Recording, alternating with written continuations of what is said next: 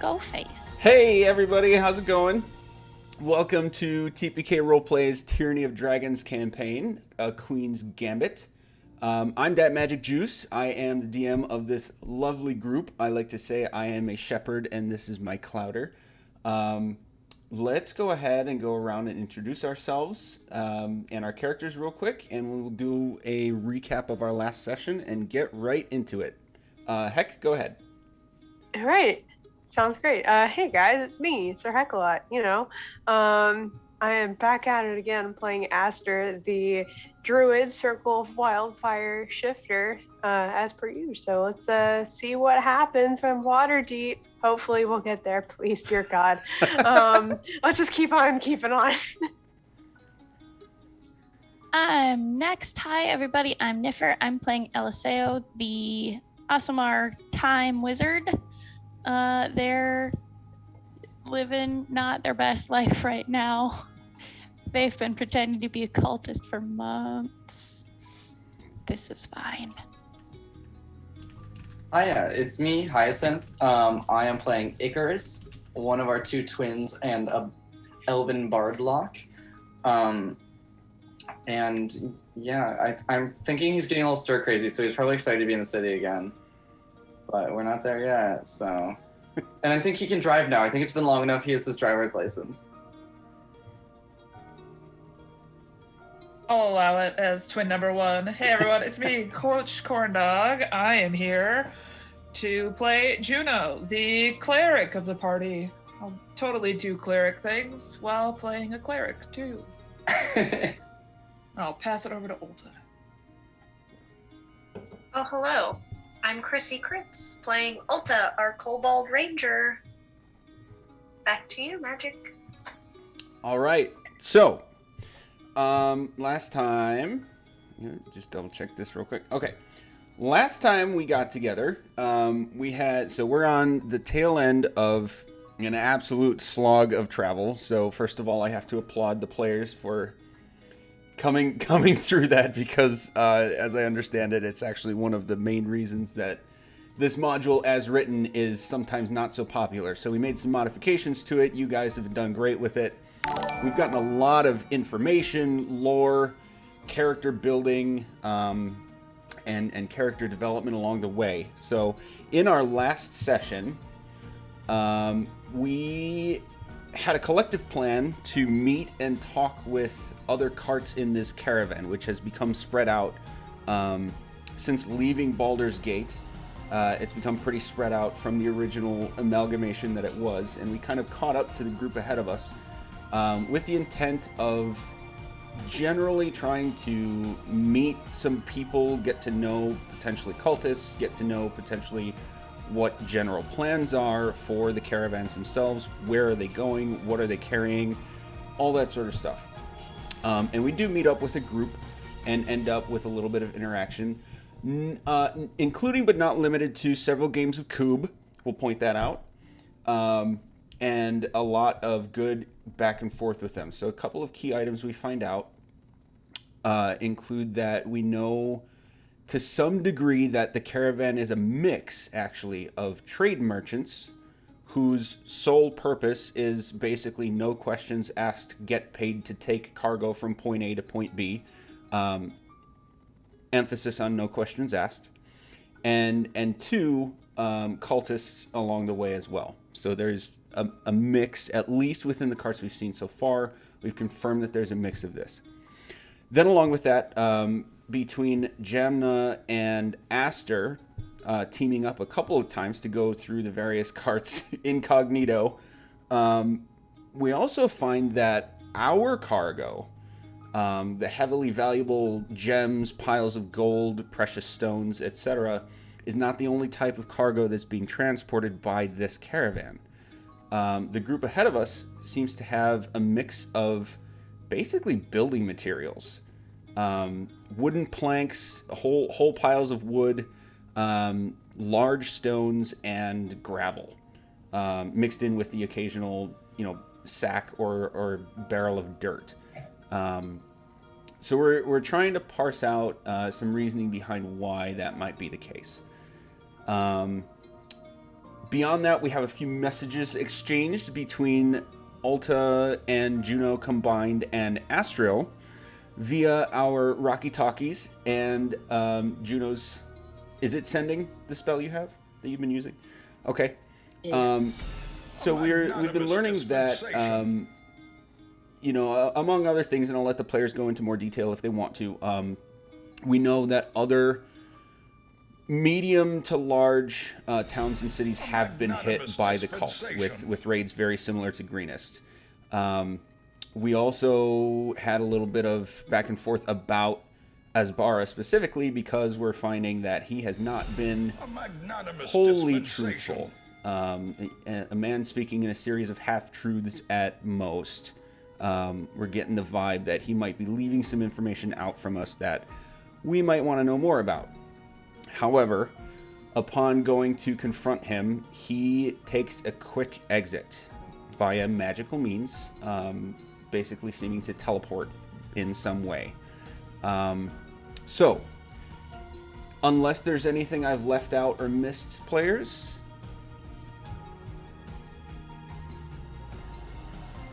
All right. We are in the morning of the first of 2 days left, and Azbara leaving has just happened, so that's where we enter. What would you like to do?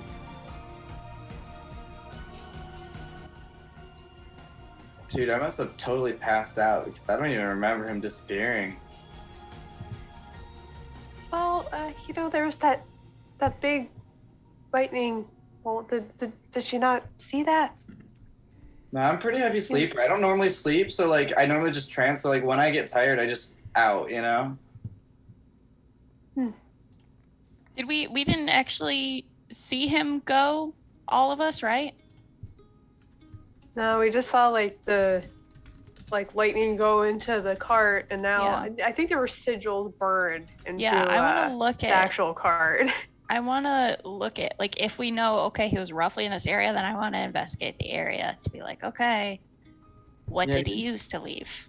He didn't take anything, did he? He just dipped. I don't know. Let's see if we can find out. Yeah, you can make a, whoever wants to be involved with looking, go ahead and make an investigation check, please. I, again, did not bring dice to my desk. I'm the worst. I'm going to go get dice. Okay. I'd like to help them, but not look myself. Okay. I'll be over their shoulder and oh wait, did you check there? Oh, maybe there. Sure, choose someone to give advantage to them. Dispensation. The smart one. Are we doing perception checks or are we doing investigation? Investigation. A magnanimous dispensation. I will absolutely investigate if possible. Yeah. Jeez, are we already at 3 good tables? We're at 5. Oh my god. 26, Thank please. you, Ekash. We love you. Thank you, everybody. Oh my goodness. we were actually behind the scenes just talking about how we seem to always have leftovers of stuff to give out from the previous stream. we're back down to 5 in the red.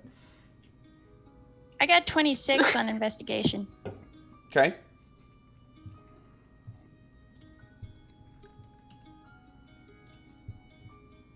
Because I'm just over their shoulder, so what do you think? You're contaminating the crime scene. Stop stepping on that. I need to see what that sigil is. Did anyone else want to roll for that, or? Okay. So, Eliseo, you're, it's fitting, being the heaviest magic user in the group. You can find, in the back of the cart where Azbara had been basically hunkering down and bunking overnight, you find this sort of little alcove, as much as he could create one within all the crates and barrels of stuff that you guys have going on. You notice a couple of very light burn marks along the sides of a couple of the barrels and crates.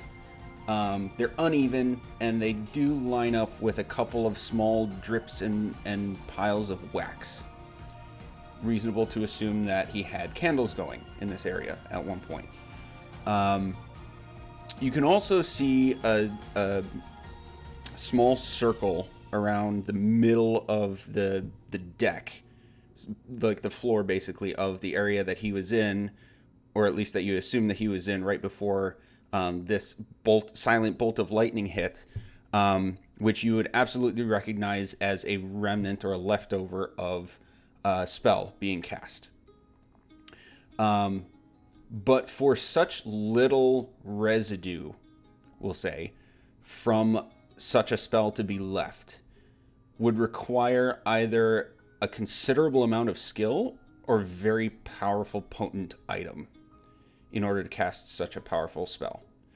You do also find a few pages of notes written in a language that you don't understand, kind of scattered to the side and tucked in between a few of the crates. I have comprehend languages, so I can fix that. I'm not going to do it yet, but I am going to keep all those pages. Okay. Can you make a note for me, please? Yes. You have Azbara's notes.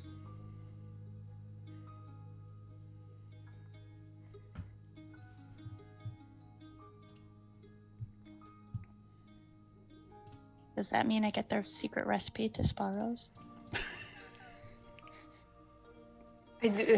That's probably not that valuable. Yes, shopping That's mall true. pizza. I mean, what? Hey, Sparrows, if you want to sponsor us, we would accept it. Hashtag not sponsored. Also, yes, heaviest magic user was not a very good choice of words. I don't know what I meant to say there, but it's something wizard versus others something Probably something. just the most studious of magic users. Something like that. I don't Something know. like that. Y'all were gifted children, and I had to sit and study all day. We did establish that all of us are in varying degrees of like today, so My magic's more please work hard. forgive that one. What's that? My magic's more work hard, play hard. I feel like that's like hard energy. Okay, so is what's up for you guys with that information now? Can I make like a separate check? Because like they're finding things that like he left behind or like traces of him. I just want to see if it looks like he stole any riches on his way out. Ooh, yeah. Make a separate investigation check. And there was like no way that I could have seen from the leftovers like this is where he was going, right? Correct. I got a 9. It's a pretty full Bro. cart. Bruh. Okay, and then my response to that will be, so now that I'm like, you know, thinking about this and then I'm looking around, who's to say that like we couldn't just skim a little off the top? Maybe that makes it harder to summon the Dragon Queen. Maybe it'll help. I mean, we kind of already did that with this, and you know, taking some of the spell component gems. So I'm not entirely sure if we should take more. It might be a little noticeable. I mean, we can always blame it on Azbara. That's Noteworthy very true. that you did also give a small crate of gold to the cultists that you took this cart from. to pay them off. Yep. Yeah, that's right. Yep, we them definitely have off. already given some away.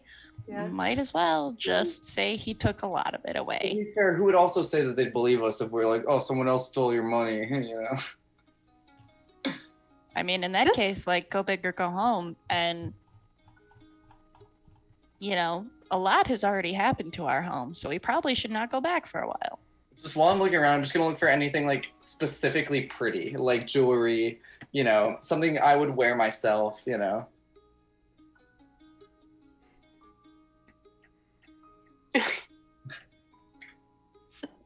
Investigate for shinies. I was gonna say, are you using your 9 investigation for that, or are you doing Oh, it different? I was hoping that would be a separate thing because it's a different question.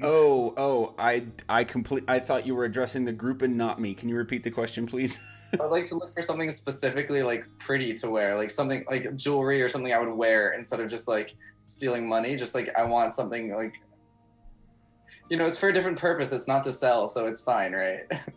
Okay, like a yeah. tiara. No Yeah, check Icarus needed. wants to get iced out. No check needed for that. It would be easy enough to find something pretty to wear. As you find something pretty to wear, Juno's just gonna look at you, void in her eyes. Yes, draw more attention to yourself. I'm just gonna pull out like 2 tiaras. I'm like, I think the rose gold is the way to go, but the gemstone in this one is so much prettier. It's like a light blue. Like, which one do you think? At that, Jamna's actually going to pop her head over like the top of the pile and... Alright, we're stealing from them already, eh? It's... I was going to at least this wait is another kind of day. This is kind of an ongoing process. We've had this cart for a while.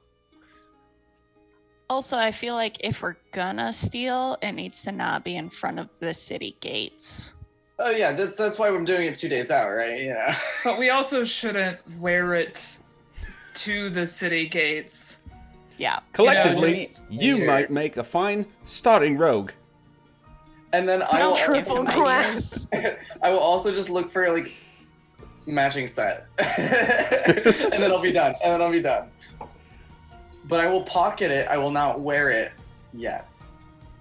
So while they're doing that, Esther's gonna kind of like look like out like more towards the landscape and everything. So if we saw like a big display that was like the original teleport, just kind of looking out and seeing if there are signs of like basically like the exit of that, like to see like if there's any sign of where he might have gone to, if Sure. possible. You can investigate for that, yeah.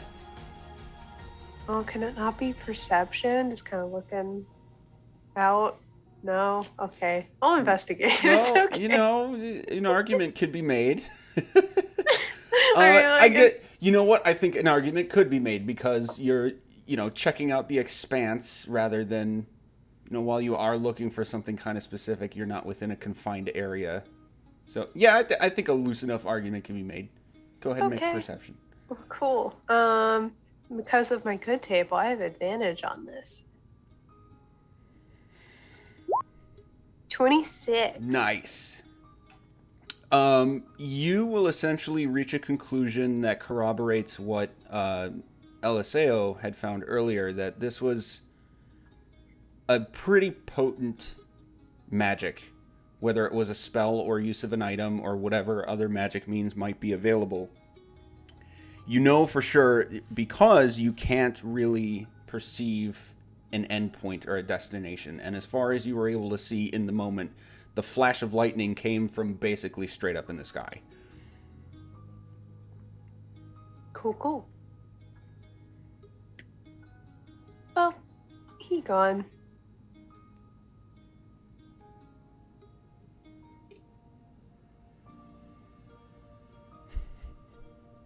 I see thinking faces.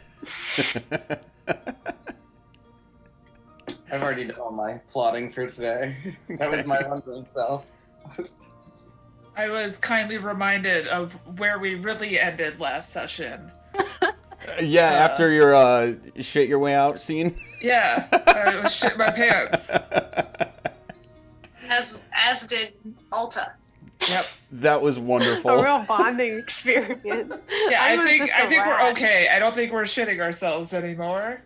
True. So Okay, good. my face probably looks like that of someone who is constipated.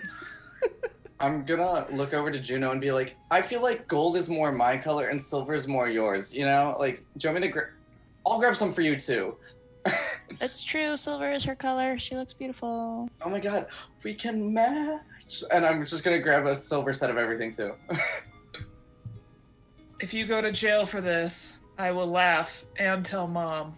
Okay, the cultists would put me in jail, not like police or The like, cultists who are like willfully moving around this world with all of this and not getting in trouble at all. Yes. They're gonna. You have a bag of holding because they would never know it's in there, right? I mean, probably not unless they turned it inside out.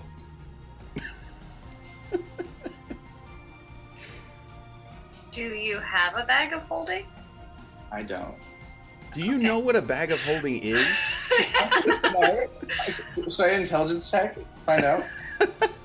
I'm just gonna say no. You are a sheltered I was elf, gonna say no. my dude. We know what weapons are. We don't know what magical items are. I wish I had like a magical I bag. will say you are very familiar with But, like, magical items. Maybe I'll invent that one day. like a thieves' purse, we'll call it. Expands. Praise the sub.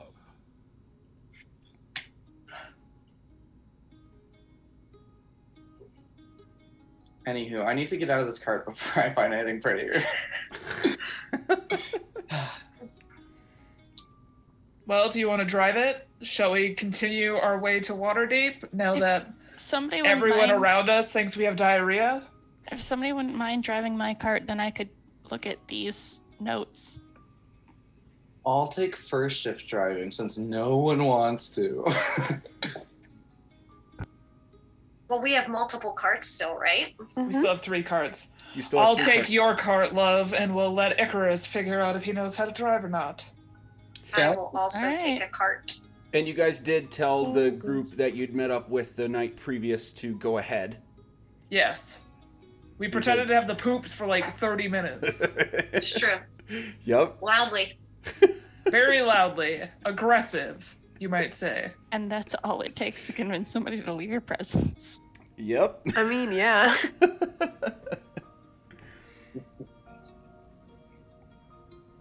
So yeah, while everyone else is driving, can I set up a little ritual for comprehend languages in the back of a cart Yeah. so that I can read these notes? And how long does that take? It's a ritual, so like 10 minutes plus. Nope, 1 action plus 10 minutes. So 10 minutes and 6 seconds. Okay. Marsh, stop. I'm actually just recalling Azbara did show you at least one of his books at one point, right? Like you guys asked him to show you what he was doing, and he showed you a book that was in a language you didn't understand. Eliseo, did you Right. like show these pages to anybody, or are you just kind of keeping it to yourself? When I'm asking for like, hey, I am trying to set up a ritual in the back to look at these, I'll like show, hey, I found these notes. Okay. Generally, for all of you, you would be able to tell that this is at least similar, if not the same, written language that you had seen from the book that he showed you when you asked for that. Okay, so while we're going over the brief, at least, I may have some more detail for you later, Niffer. Which is why I asked you to write down what you have, but I can give you at least some generalities right off the bat on what you are able to decipher. Everyone else, if you would like to do this day's work on, if you want to work on any of your downtime activities, unless you're driving, of course. So whoever's not driving can do that. Eliseo, you find a few haphazard notes. It would be pretty apparent that this is a mix of several pages from different sections of a book. And some of them are basically a history of Thay. But they're written in a first-person perspective as if they were there when the events happened. Some key elements would include insurrection and some names that you've heard already. So, shoot, where did I put that? Here we Take go. your time because I'm still writing notes. Should be from session 14.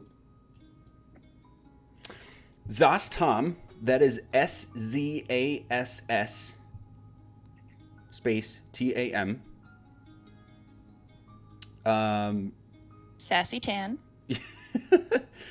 References to him achieving lichdom and killing Zulkir, Zulkir,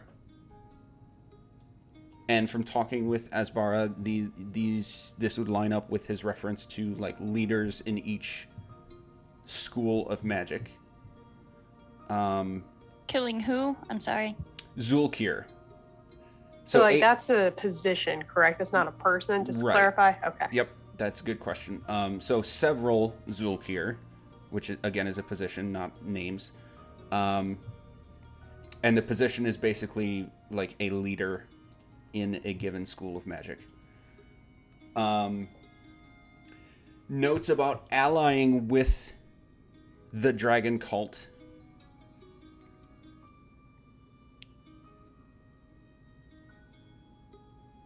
And then notes about you and your party with dates. Oh no. I feel validated right now in my suspicions. Listen, I'm sorry. I thought you like My druid's very trusting, okay? I was like, he's just doing his own thing, it's fine. And since I have promised to give you more detail later on, just in the interest of, or in the spirit of making sure I don't like change things up to be at some sort of advantage or disadvantage later, is there any particular question about any of these notes that you would like answered right now?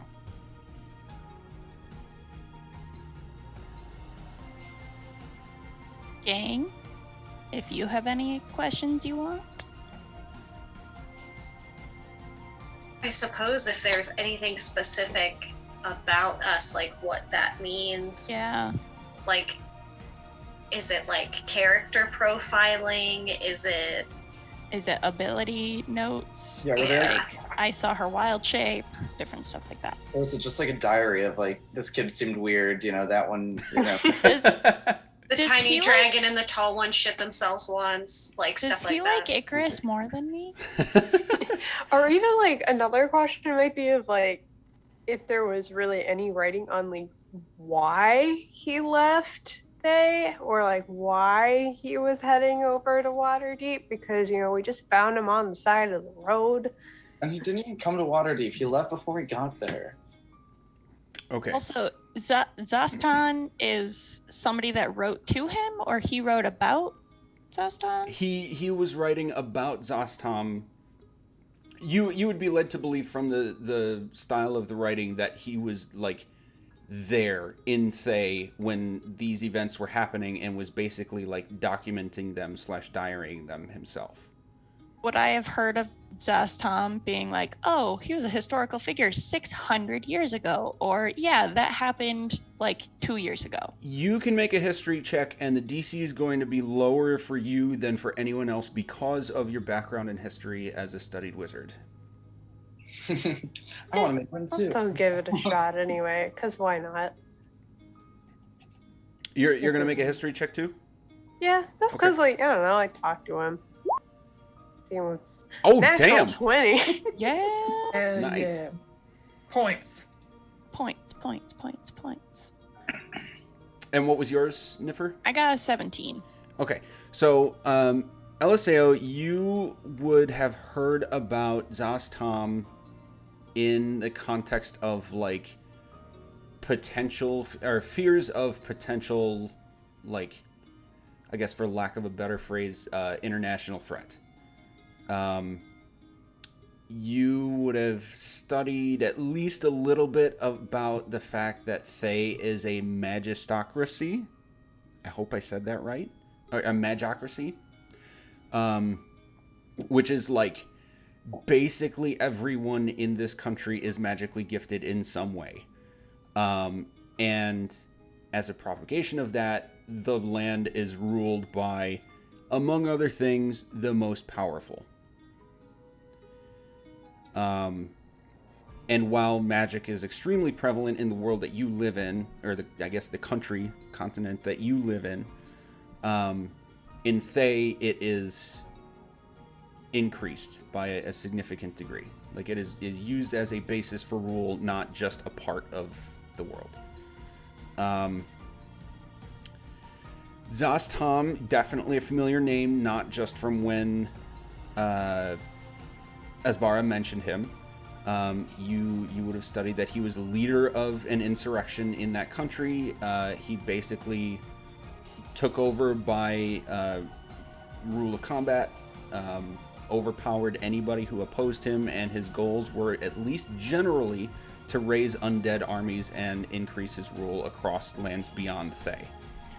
As far as you know, I'm sorry? When? Within the last 50 years. Okay. And some campaign events being as recent as 2 to 3 years, which is like by way of the fact that like writing is a thing. Like we don't have Google in this world. That's pretty recent. So what else was I gonna say? The Zulkir, you basically has studied corroborating information. The Zulkir are like sub-leaders in that world within each school of magic, and they have certain duties in a more militaristic sense. And then Zastom's general purpose was... Oh, I already told you that. I think that covers it. Aster, generally you've heard of a campaign in another land where people who used very powerful and unwholesome magic, like for definitely not good purposes, took over a country. We can say you've heard the name Thay, but that it's like a foreign name to you because again you're among the group of like you've been kind of secluded your whole life. So these are all concepts that are super abstract from the get-go. But you'd heard of a land called Thay. You've heard of a group of people who essentially took over their country by means of force with very evil magic and use of unnatural creatures.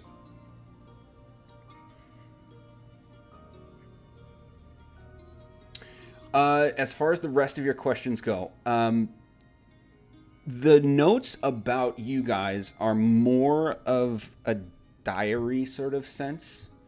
So there's a mix of like the one combat that he witnessed you guys in and like things you could do, and it's written in almost a tone of admiration. But it doesn't really seem like it's coming across as like an information sharing purpose. More like personal notes. Gross. We have an escaped fanboy. As we're talking, I'm just gonna be like, oh wait, he left his notebook. Why would they be like studying us notes? You know, why would he spy on us and then leave his notes? From the way that they were arranged, LSAO, you would have been able to tell he left in a hurry. He probably did not mean to leave anything behind. And Yeah, it's all no. it's like a scattering of stuff. Also, you're supposed to be driving. Get back on your cart. I'm actually not driving because also want to drive, so I'm just gonna play some music. We have 3 carts that need to be driven. I thought we had 2. Never mind, I'm driving. We lost one cart along the way, apparently. New cart, who did? Okay, I am now driving again. Cheese and rice. I was like, wait, this math doesn't add up. Why do we have 3 drivers? Whew. Alright, who has the brain cell? I used my brain cell to translate things. Okay. Nipper just one of us needs it now. Juno is going to be driving the first cart, and as like the mutterings of what has been found are uttered, she's just going to sit up very validated in her presumptions of Pizza Man and just drive in a stoic fit of rage. And she's just gonna hurry these horses along, and she's going to send a message to the one person that Ulta had her send a message to before. Astriel. And be like, yep, to Astriel, and just be like, there's a motherfucker probably coming your way. He looks like a bald wizard in red robes. I'm going to kill him if you can't first. How many words do I have left? You have 1 word left. Fuck! Called it. There's a clip.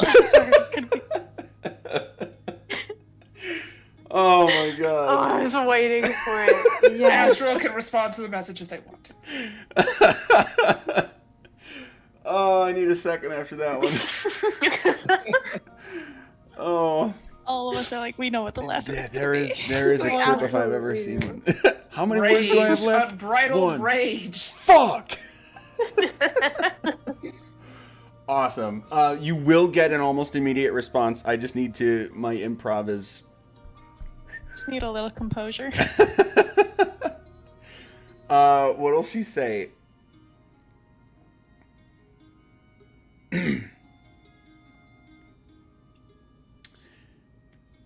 Gotta write it down as I say it.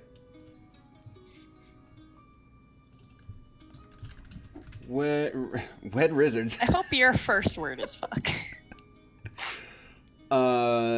Red Wizard.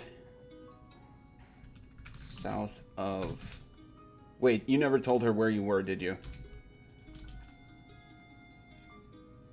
I think we did the last time because we let them know how far out we were from Waterdeep.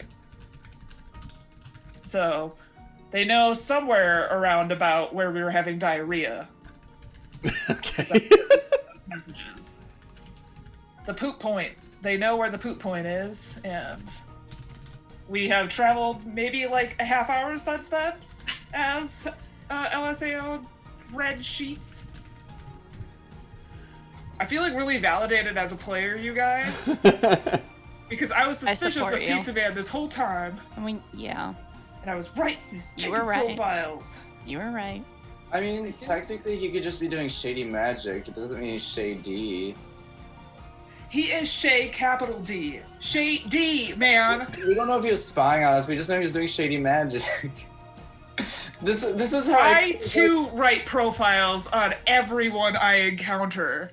Yes. This is just Icarus in his mind being like, well, I mean, yeah. I'm worthy of writing home about. That's Icarus and his narcissism right now. Chudo's just like, what the fuck?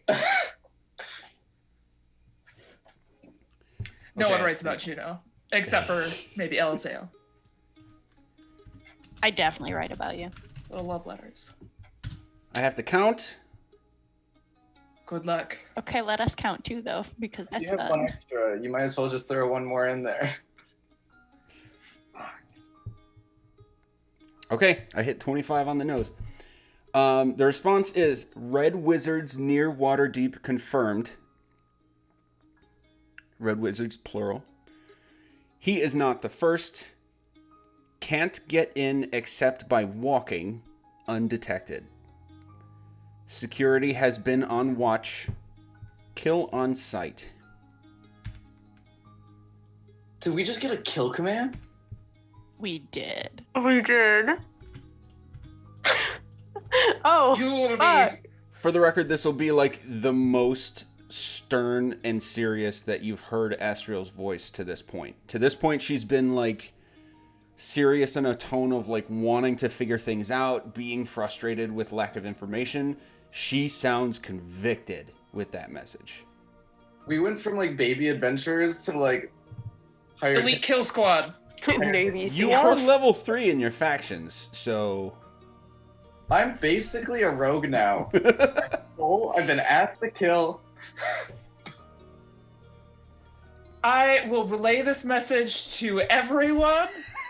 And I, like, as I do, my void eyes stare daggers into everyone who told Judo to, like, cool it previously.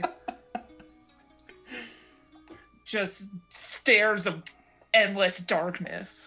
That's all you guys get right now. In a very loving, endearing way, but, like, I'm ready to kill somebody. I'm on the cart all the way in the back, just humming "This little light of mine, I'm gonna let it shine." Ulta, What's the we're gonna have nuggets of things you know and have experienced come about as they become relevant. And please let me know if it seems like kind of shifty, but I couldn't really think of a better way to do this because of where you lived and grew up. So relative to that message, you'd understand the he can't get in except by walking part. You know that Waterdeep is chock full of and surrounded by protection and security, both magical and non-magical. So, like, for anybody unauthorized or unwanted to just teleport into the city, basically cannot happen. Correct. That being said, do we have the authorization to get into the city from our various factions? That is not something you yet know. Check. All right. I will definitely make sure I relay that to everybody. Guys, just heads up. He can't just bamf into the city. He has to walk. He has to actually admit that he's there, but that also means we can't. So we might want to continue to try reaching out to various folks that we know to make sure we can be granted safe passage.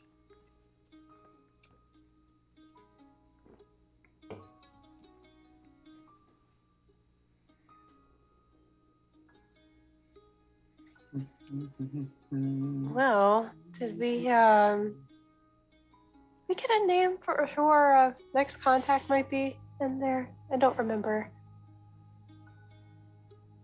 I Thought don't we think so. Didn't we? Somebody did. I just don't remember if you shared it. I can't remember I if don't think it was me. I don't think it was. It was either Juno or Ulta. I kind of got mixed up between who was sending when. But the name Volothamp. Right. That's right. Yeah, Right, and that was LSAO shared had the because it was like, mental oh, breakdown of Yeah. the fan within them. Right. Oh no. Time to go find Volo. Oh no, we're not doing that. We can't do Or that right now. Should we send them a message on day 2? Yeah, a little heads up might be nice. Maybe they know somebody that can kind of get us through the gates and everything a little bit more securely, maybe a little faster. I'm not entirely sure.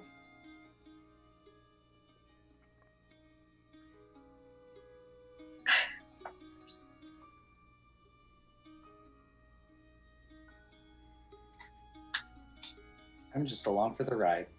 Corn dog frozen. Corn I'm dog pretty has sure, frozen. yeah, in the worst way possible. Uh-oh. No.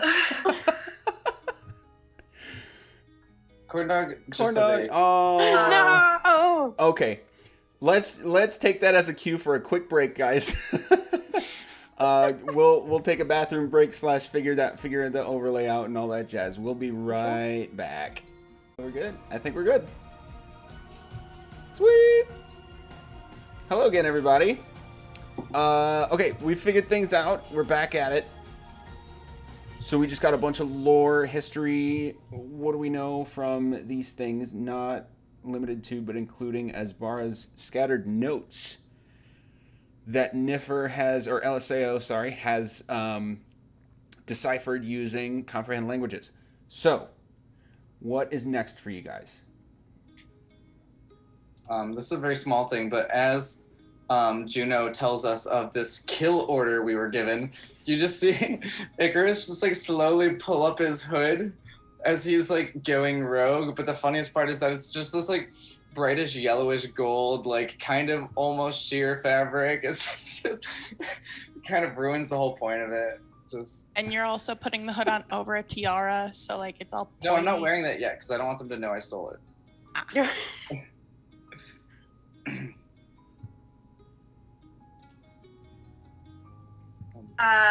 Ulta would definitely ask Juno if she wanted to send a message to Volo's thumb. I can tomorrow.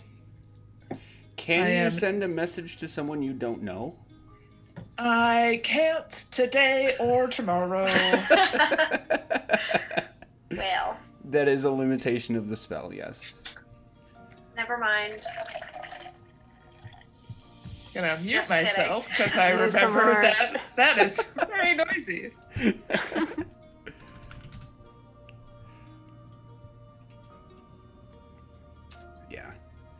Yeah, sorry, that is a limitation of that spell. You have to be familiar. Does that mean you need to know them or just know of them? That is a very good question because that ends up being up to the discretion of us.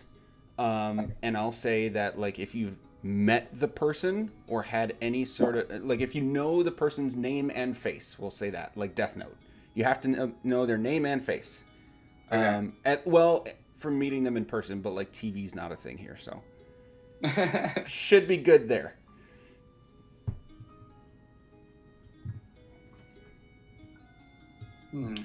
Eliseo knows their name and face.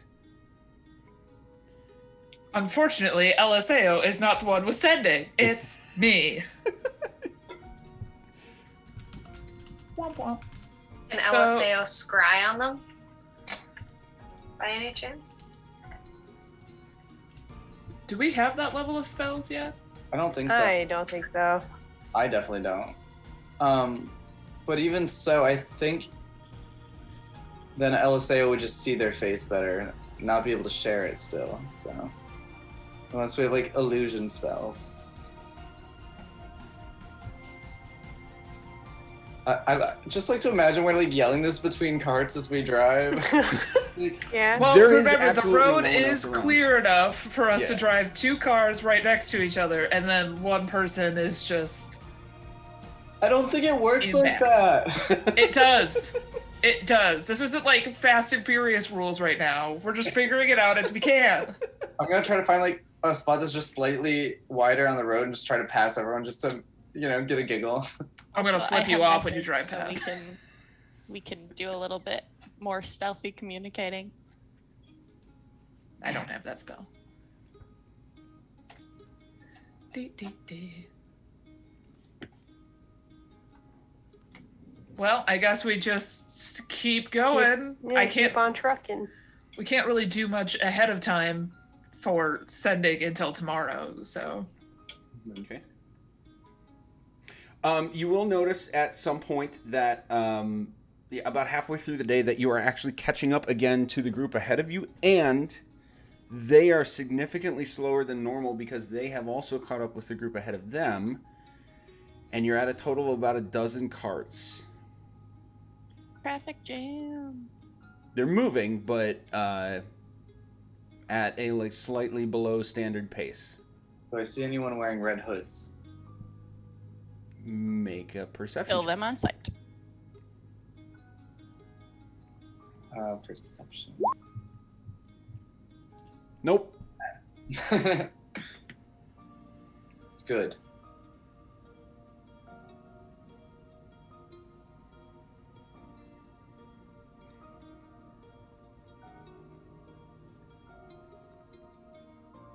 Should I like walk up and like ask someone like if there's a reason that we're all slowed down? By walk up, do you mean drive up? You're still going fast You enough still that have like to drive. yeah, driving is still necessary to keep up. I have to. No, I'll just drive up closer to one. I'll be like, "Hey guys, are we slowing down or something?" I just want to make sure we're keeping the right pace for the trek, you know. This is how you know we're close. Jamming Oh, yeah. right up to the gate. Some of us will just keep going, but there'll be a checkpoint at the entrance. Oh, is it like TSA? Should I get nervous or is it normally fine? Nothing to be nervous about if you're not doing anything illegal. We're not doing anything illegal, are we? I don't know. I just met you. Cool. I mean, I don't know. I was told to drive this cart. I'm driving this cart. So, as long as there's nothing extra here, cool.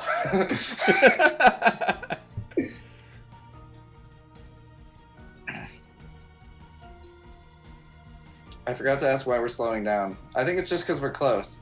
I I report think back. so.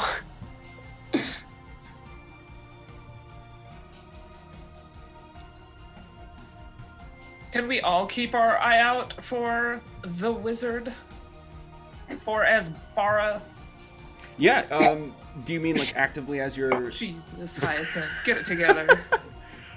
You can make a perception check, and actually, Juno, I'll give you advantage since you You were actually like super spot on with some stuff. So you're like hyper focused now, and let's do advantage for you on perception for that. Juno's out for blood. She really is. 21. Okay, you are very confident that not only is Azbara not within the group that you can see, but no red wizards. Or at least people who look like Azbara. You're presuming he's a red wizard at this point, right? Yeah. Okay.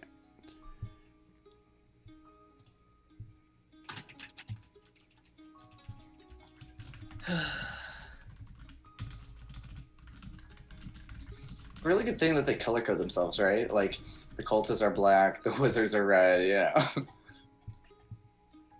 I wonder if that's a theme. Do we have a color? I think we should avoid wearing matching colors because that just makes creepy clerics really suspicious of you. So don't do that. Right, so we should all have a singular different color. No. And then Oh my god, like Right. coloring. You're They are all the pink. colors. You're Tie-dye yellow. forever. that's a different show, I'm Red. sorry. Oh. This is not the Teletubbies.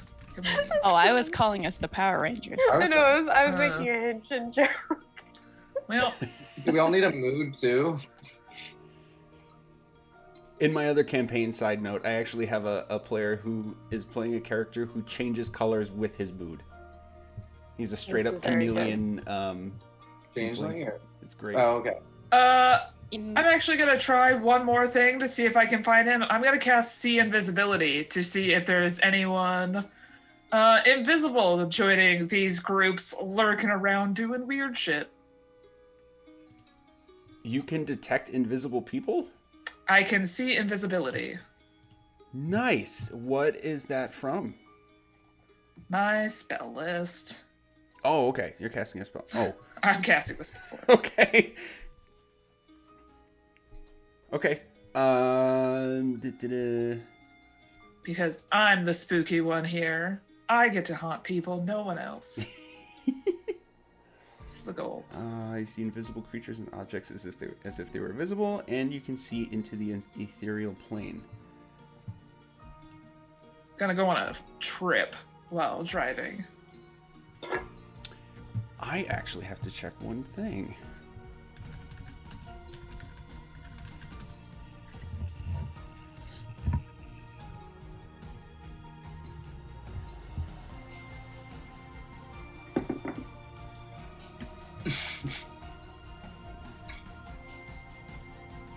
No. Nobody, there are no invisible creatures or people. How's the ethereal plane look? Pretty dope. It looks ethereal. All right, cool. Cool.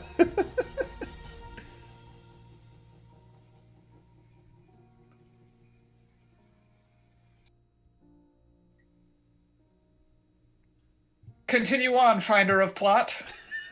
I'm reading your Zoom name. So unless there's anything else you guys want to do, this will be basically how things go into the evening when the groups in front of you start to set up camp. So slightly slower than normal, but definitely not enough to like throw you off of the expectation of getting to Waterdeep tomorrow, assuming the same pace resumes. Do you want me to sing for them again? See if I can get any more information? Or maybe we could just go to bed. Or, I mean, if you did want to ask someone where Volo lives, I guess that could be helpful. Just say that we have a fan in our midst and we're trying to get... I don't know. And also, maybe don't look like yourself. Look like someone else. Because now everyone knows what we look like. Azbara. I've been looking like a human this entire time. And I've had brown hair this entire time. I've been New like a... disguise, Icarus. New disguise. And Juno will hop off of the cart and just start making the dome for everyone, too.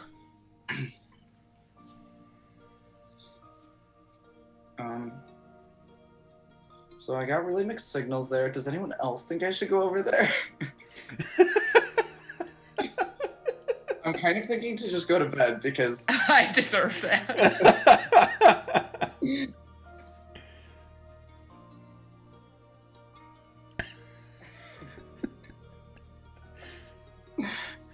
All right, I'm just gonna change into like a should I be an orcish woman? How did we get here? And I'm just gonna walk over with not my magical instrument. I'm just gonna pull out a random different instrument and play a song and walk over to the other camp like, Please tell me Yeah, it's a it's, um, kazoo. traveling bard. Do you mind if I play a song for you? For a few coin, of course. Don't just walk up to him and be like, I'm gonna charge you to listen to me play music, okay? I'm gonna see if it works. Your other tact. One of the clearly cultists will speak up before anyone else and say, we get paid for services, we don't pay for them, unless it's drinks. What if I play for free and then you decide? We wouldn't mind the evening musings, but I'm sorry, we won't be paying you. Fine. It's good music. Then I'll pull out my... What else do I have in here, actually? Let me check my instruments. Inventory. That's a weapon. I'm gonna pull out a lute. I'm gonna pull out my lutes, and I'm gonna play them a little lute song. I don't know what lutes do. I'm going to use my enthralling performance again. Okay. I'm going to choose the one that talked and 2 random other ones because I could choose 3 people. Oh, 4 and 3 random other ones. To make wisdom saving throws while I perform. And then the DC is 15.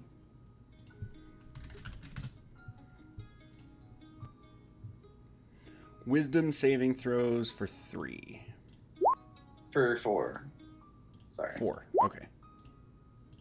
And the DC is 15. Oops. 13, 10, 3. Whoops. One more.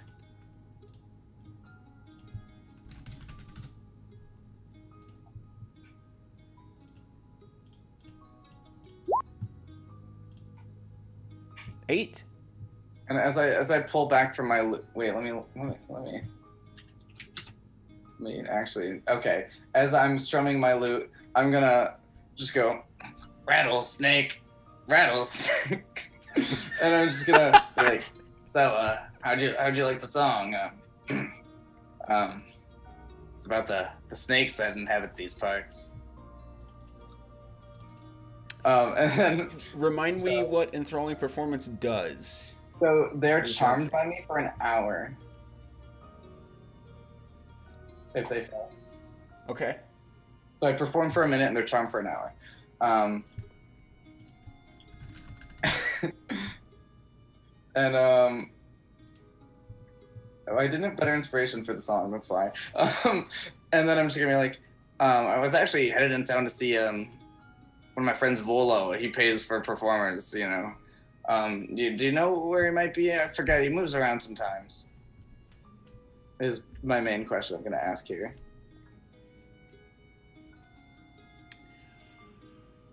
Roll a d20 4 times. If you get, before you do this, if you get a 9 on any of them, that person will know of Volo. Just so I'm not pulling something out of my butt after you roll. Nope.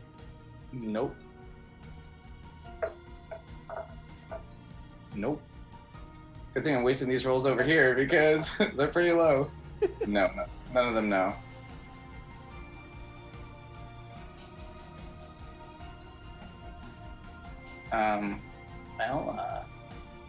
You see, are you sure you're not gonna pay me? While they're charmed, I'm gonna say it.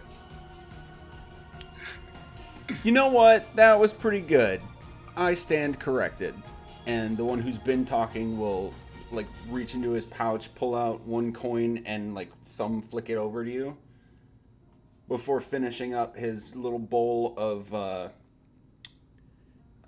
it's not soup. What's it? Stew that he's finishing up, and he'll head back toward a bedroll away from the campfire. It was a copper, wasn't it? It was a silver. Oh yeah. And I'll just say, thank you kindly, and I'll wink at him and go rattlesnake and walk away. Yeah, and jazz you into the woods.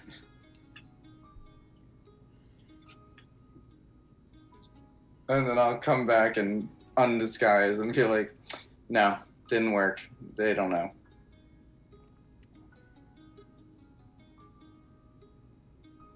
The hut is set up by the time that enthralling performance is over and my brother returns. Okay. How would you guys like to handle overnight? Are you doing watches at all? And if so, who and when? Anybody doing anything? All of that. I don't mind half-seas still if you'd like. Yeah, we could do twin power watch. I'll watch morning, you watch night. Yeah. Is what we normally do, I think. Yes, because I can see into the darkness for forever. Oh shoot, that's right. I thought it was just because I like the morning. No, don't worry. I know what I'm doing sometimes. Okay, so do I have this right? Juno is doing second watch? First watch, First watch. darkness watch, and then brother will be taking dawn watch. Okay. I'll watch. Oh, I like that. Yeah. Is anybody joining those watches, or is everyone else doing the full zonk out thing? I wouldn't mind joining just to like hold my wife's hand or something. Because it's been a day for all of us. Yeah, for the same reason, I think Aster's just gonna completely zonk out this time. Okay. All right, so Juno and Eliseo, go ahead and make perception checks for your portion of the watch. And is there anything that you would like to discuss or do? I got a 1.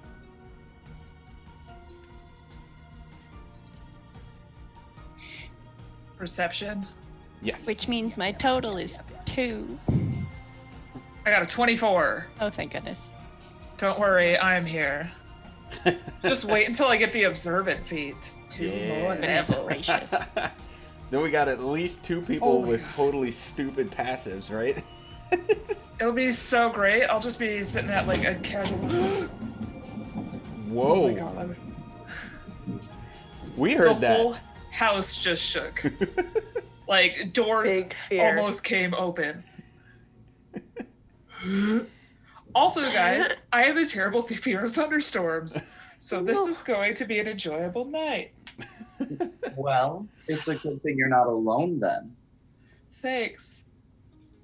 True. All right. But so- when the power goes out, you'll know why, and I'll be screaming. Just know that I'll be at home screaming my head off, running for Rory. Okay, so with your 24 Juno, you're confident that not much is going on. You hear the occasional shuffling from a little bit off in the distance. The night is silent, other than like the crackling of what's left of the campfire embers and the occasional person like shifting around in their bedroll. You can tell there's some people in the carts that occasionally shift around as well, but that's about it. Well,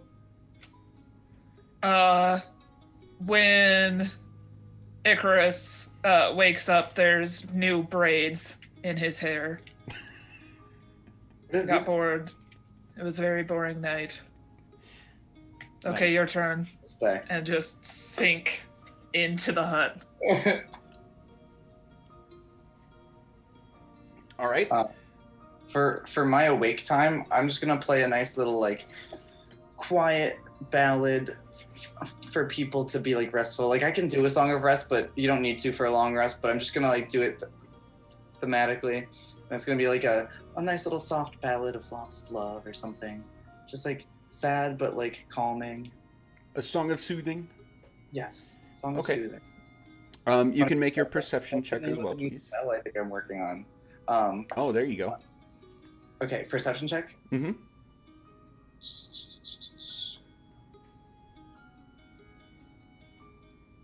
15. Okay.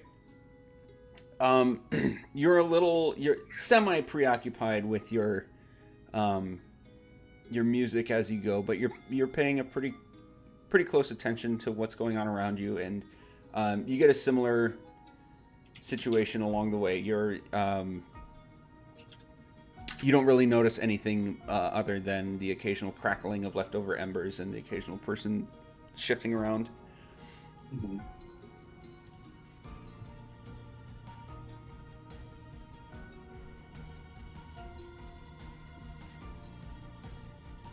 If there's nothing else, then we get to the next morning.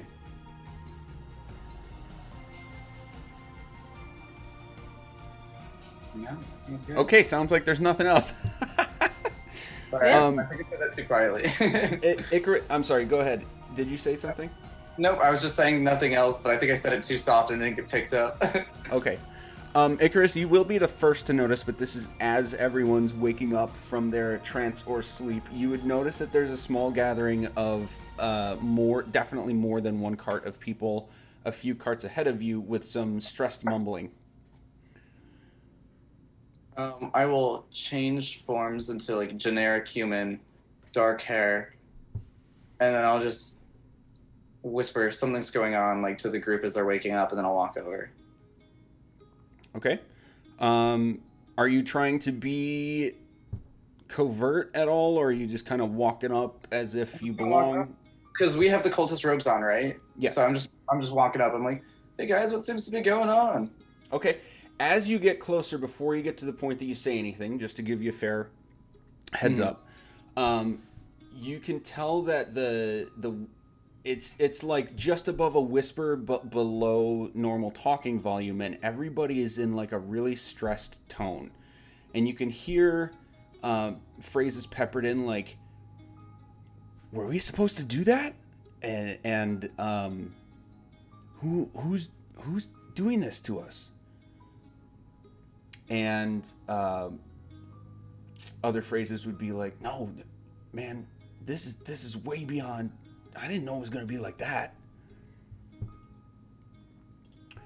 Do you keep going? Do you change course? I might like wait like behind a cart a little bit just to see if I can hear anything that gives it away before I go up and ask. I'm sorry, say again?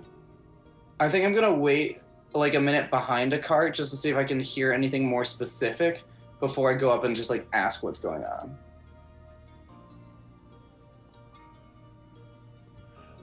Yeah, more muttering and mumbling, and one more phrase you'll hear is stabbed in the back. That's not how we do things. And then actually a couple people will start getting accusatory toward each other and shoving each other around a little bit and pointing fingers, and a little bit of almost panic starts. Oh god, should I just let it happen? Oh god, should I make it worse? Oh god, I have a spell called Mischief. You have a spell called Mischief?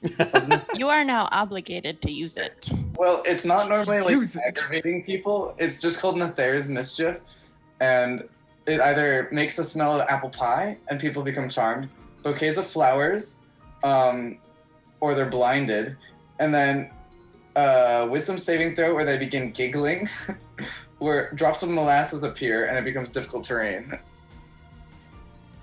I love it when people break out in laughter while I'm having a serious conversation with them. That doesn't make me angry ever. So I think I'm gonna not do it yet, but also I'm gonna walk a little bit closer and be like, "What happened, guys? Did something happen?" 5 heads will jolt toward you, and all 5 of these guys will say, in like a staggered way, not like weirdly in unison, but they'll all be like, "Who the hell are you? and then they'll come to a realization and say, "You have 3 more carts. What if it was them?" What was us? You look past the guys who are addressing you, and right next to the campfire that you're facing toward, behind a circle of what you can tell is a mix of cultists and trade merchants, is a body face down on the ground. Oh fuck! Shit, is that a body? And it is in cultist robes. I'm just gonna like look like panic. Like, oh god! And I'm gonna. Can I throw up? Can I Sniff it. How fresh is Can I it? Well, that's a question. Can I like press the digits, like throw up, like behind the car, just like Sure. You want to use prestidigitation to throw up? Yeah. I believe the Yeah, spell the you're looking for opposite. is thaumaturgy, No, you can do and whatever. I've got You can do that. prestidigitation too. It says. I can make a harmless illusionary effect, so I'm just gonna throw it behind the cart so that they don't see where it lands, and because it'll disappear in like a minute. But I'm gonna be like, I'm gonna turn back and be like, I've never seen a body before. You've never seen a body before. like a dead body. Oh god. Oh. You were with a raiding party, weren't you? Yeah, but I didn't really have to do anything. You just look kind of scary. Which city did you raid? God. We lost scores. Make a deception check. I can't even bless you. You're too far away. What? Oh my god, I rolled a 3. I mean, it's plus things though. I see a 10. 13. I rolled a 3 plus 10, which is 13. Oh. Yeah. I flipped it backwards. Okay. That's the worst I've ever rolled on that. Okay. Well, you're safe for now, but they're Okay. still superstitious of you, and you're not out of the woods. So they're gonna keep going with like, how does this make you sick? Like, and then they'll quickly transition to, you didn't get orders to do something like this, did you? No, never. Dude, I don't even think I could kill someone. Like, it's crazy. Somebody off to the side is going to chime in and be like, man, we knew this was going to be ugly business, but if we're turning on each other, that's not okay. Dude, it could be anyone. Like, there's a whole city just over there. Like, we don't know it was any of us. A small group of cultists is going to still be like more aggressively arguing with each other and clearly pointing fingers at other people throughout the group. I'm gonna awkwardly know I can't, like, sneak out right now, so I'm just gonna stand around for, like, a little too long until the cars start moving again, because, like, I'm like, well, I just walked into the situation, and there's no good way to leave. Okay, we'll pause there for you. The rest of you definitely by now would have noticed that there's a commotion going on up there. It's only a few carts away, maybe 30, 40 feet away from you. And you know, you would have seen Icarus change and go that direction. And he has not come back.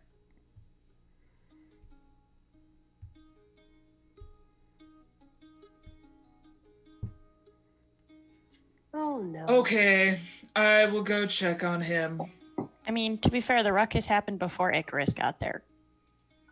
Well, It's also been gone for a while though. Yeah, he could be making it worse. You better go, Juno. I think I'm gonna head over to just see Should what's we going like on. all go? Honestly, yeah, probably.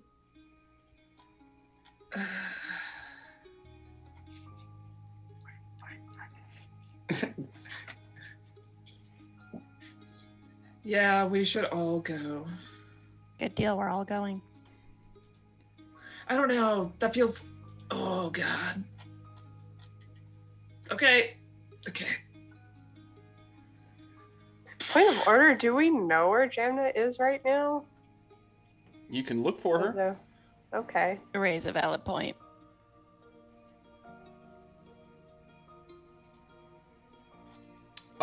Generally, you can't find her. Oh, you fun. can make a check to, see if you might be able to find her hiding somewhere.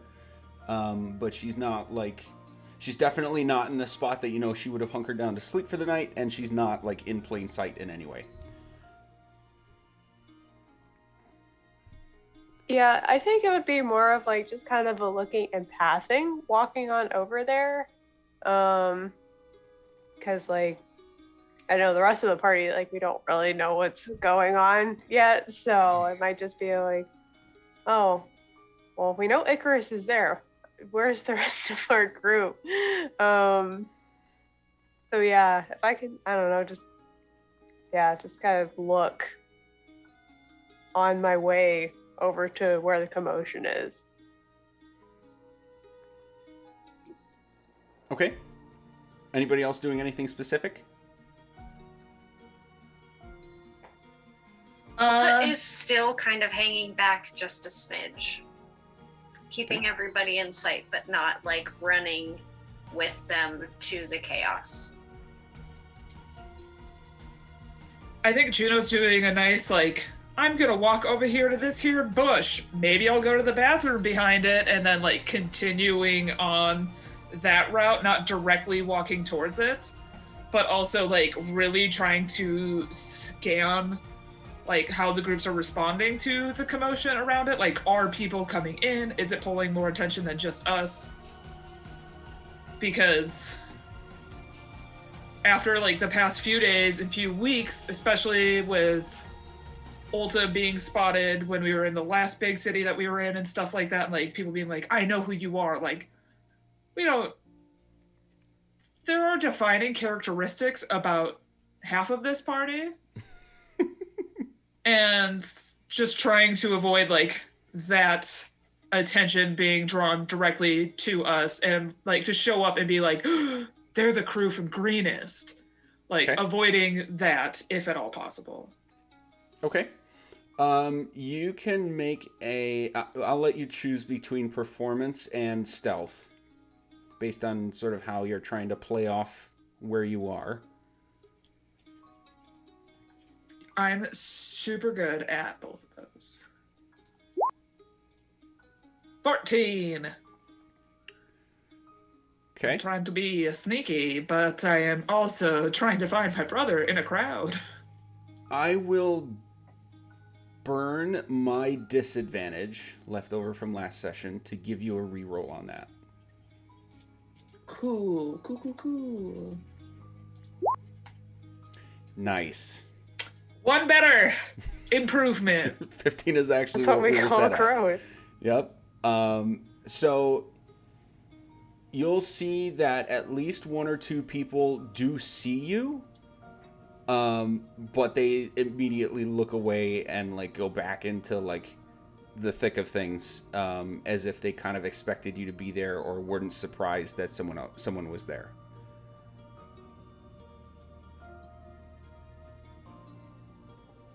And you'll hear similar stuff to what I described to Icarus. You hear accusations, finger pointing, like everybody is convinced that somebody here did this.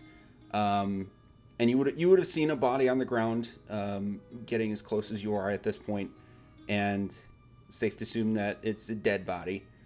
And then similar confused questioning, like, were we supposed to do this? Like, who else is going to get killed?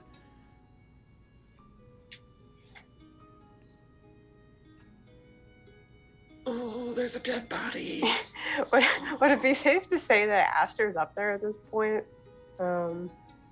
If you guys were going to it, yes. Yeah. Yeah. Just kind of like, I don't know, just kind of looking from the crowd, like, is there like any like obvious immediate looking thing that could be a cause of death, or no? Would, like, I have to go closer up to Just by actually being in see? the vicinity, it'd be really hard to tell. You can Okay. make a survival check kind of covertly from a distance. Sure. I'm willing to do that. 24. Okay. You're able to see a whole mess of footprints all over the place, including around the body, but it's really difficult to parse out whether they're, like, what's fresh and what's not, and, you know, finding anything specifically at and around the body is incredibly difficult to, pinpoint.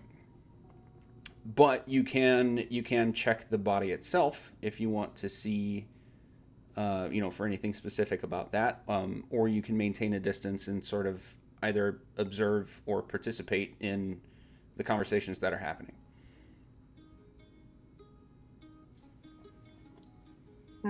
I think in a very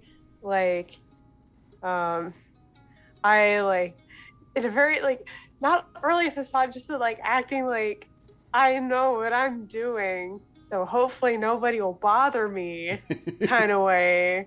Walk up the body and just to see, I don't know, is there no external sign of anything happening, or what's up? What's going on with this body?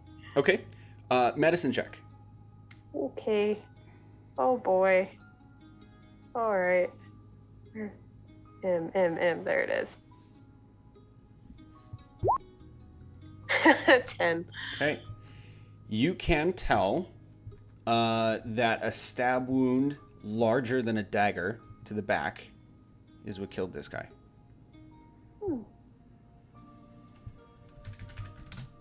So quite literally stabbed in the back. Okay. Wasn't sure if that was just something that they were saying. Interesting. Okay. When you do that, two of the cultists, and I'm saying cultist versus trade merchant because the clothing between the two is easy for you guys to discern now, and those are the only two groups of people that are involved at this point. So two definitely cultists will basically see you do that and go, oh yeah, and check it out as well. And one of them will go, hey, that's a sword wound. We're not supposed to carry swords. Everybody pony up. And the rest of the cultists will basically look around in confusion and then kind of get this moment of, oh yeah. And everybody will start pulling out of their robes and their pockets daggers, the occasional small wand. A few have full-on staves, as if to sort of prove their innocence. I'll pull out my single dagger and be like, here you go. That's all I got. Yeah, I have a stick. I don't have any swords. We are a quarterstaff only party. Honestly, yeah. Let me look at my inventory. I don't think I have. It's quarterstaff. I have a quarterstaff and a small knife. We can find my loot and hand flute. I'm not nearby right now, right? I don't know. Are you? You did say you were approaching, so I'll say that. But I was hiding. Oh, that's right. With that's that right. 15. That's true. I'm just gonna set my warhammer down here behind this bush.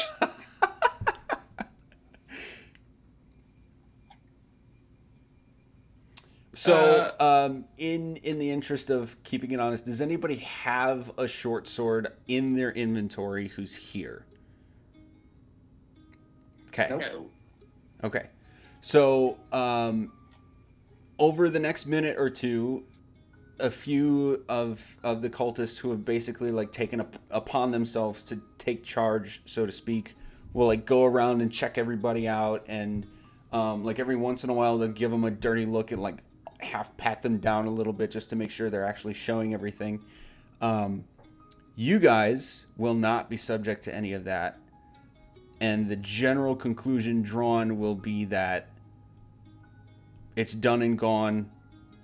Let's just keep moving and no more funny business from anybody. I feel like the safest place to be would be in the city, right? With the walls protecting us?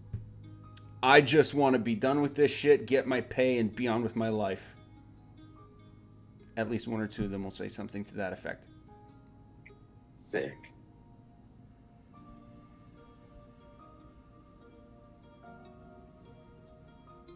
More interesting. I guess once everybody kind of disperses and we're back at our carts, now that we know what happened, maybe give like a very dedicated eye to like looking out and seeing where Jamna might be. Yeah. Mainly for a fist bump. Just like, I mean, yeah, but like, Jamna used daggers too, so I'm not sure. Yeah. it's like also, are homie okay? I don't know. Oh yeah, if they were involved in like an actual fight. Mm-hmm. You can actually make, if you want to, you can make another survival check after everybody's cleared out to see if anything might be more apparent without everybody stomping around in the moment. Does anybody want to do that? I would love to do that. Okay.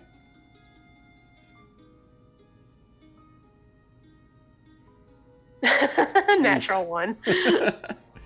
Yeah, still really hard to tell. You can start to parse out a little bit more what footprints were like freshest versus others, but it's still kind of a mess anyway. So yeah, you're not really able to draw any new conclusions from it.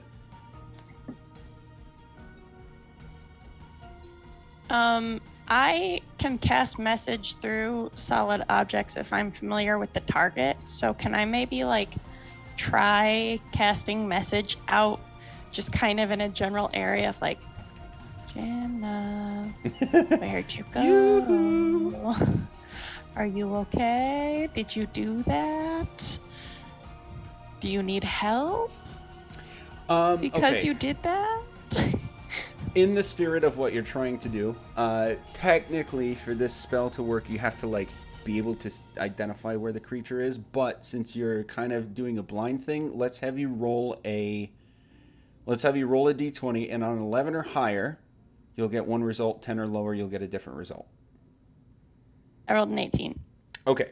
So you are confident that, trying to figure out if she's on the move, like from the time you guys got here, or even if she's hiding nearby, she's really good at hiding, so she'd probably pick from one of a very few select spots and try to send this message, and for sure, message not received. Yeah, that was kind of just like send it out a couple of times to see if she's in range, and if not, then it's like, okay, I tried. Yeah, you got nothing. That's okay. I see them doing that, and I walk up to them, and like in their ear, I go, "When you try so hard, but you don't say." Oh my gosh, get your morning breath out of my ear. I have fantastic breath. Excuse you. Go brush your teeth. And then I'll leave. To go brush your teeth. All right. In general, unless there's anything else you guys want to do, in general, everybody else is kind of frustratingly packing up and starting to head out again. Did they like push the body to the side at least, or like try and bury it? Totally left it there. Dang, heartless. Old. This. Well, okay. Can we get to Waterdeep now? You have one more day Are of we travel. there yet? Are we there yet? And Magic, are we there I will yet? promise that there are no encounters or events during this day. So let's take a quick break. We'll be right back. And during the break, I'll let you guys decide like if there's any of the stuff that you wanted to do, take care of, or talk about before getting to the entrance of Waterdeep. We can kind of figure that out, but we will be right back. That's a new one. Yeah, I love that. Do you show. not watch Letterkenny? Oh my god. Oh, It's been a minute. Heck. It's been a minute. Heck. Listen, No. it's been Listen. years, okay? It's Listen. been years. I'm gonna have to rewatch. Listen, we're gonna count It's that a as a cold fever start. dream. A lot of the I've not time. heard of Disadvantage. It doesn't Disadvantage for even heck. matter. It does. You know what? This isn't even a cold open. I'm gonna say I haven't watched Letterkenny in years, and like each time I've watched it, I've usually been inebriated. So I'm sorry. I That's haven't even the heard way of to it. watch it. That's the way to watch it. That's why I don't remember any Whenever of it. they're having a puppers, you gotta have a puppers. Anywho. Hashtag Don't not worry an ad. about it. Not an ad. We're gonna have to talk more about this. But right now, we are back in session. After a senseless murder over the night before that we really couldn't figure out much about, other than it was some kind of stabbing in the back. It was not a knife, it was larger. And everybody's kind of like looking at each other. So that happened. We've got generally one more day of travel to, a little bit less than a day of travel to get to Waterdeep. And I know you guys are super chomping at the bit to get there, but I do have to ask, is there anything you want to do, not limited to, but including your downtime activities, or talk about while you're on the way? I think Juno would just want to like make sure all of their notes were in order before they got there, and like just kind of like compare everything that they've been going over the past few weeks, and also try to disguise them even better, because now there's someone who knows what they look like recently, including the hair dyes that we did before we got to Baldur's Gate. I'm gonna have to cut my hair, aren't I? No, not allowed. Good. No, we're just gonna have to bleach it and then dye it a different Bleach color. it back. Oof. I would like to double check how many skill checks are needed for a second level spell, because that's the one I'm working on, is second level, and then I would like to work on that today. Right. By skill checks, you mean number of successes necessary to complete? That is not Okay. point. Correct. So it's where did my notes go?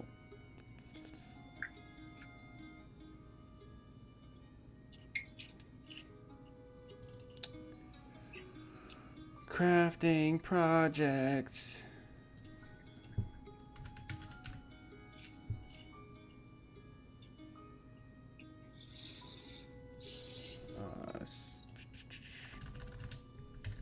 Did we call it spell crafting or song crafting? Mine was called song crafting. I don't know if you just did it the same way, because it's essentially the same. Okay.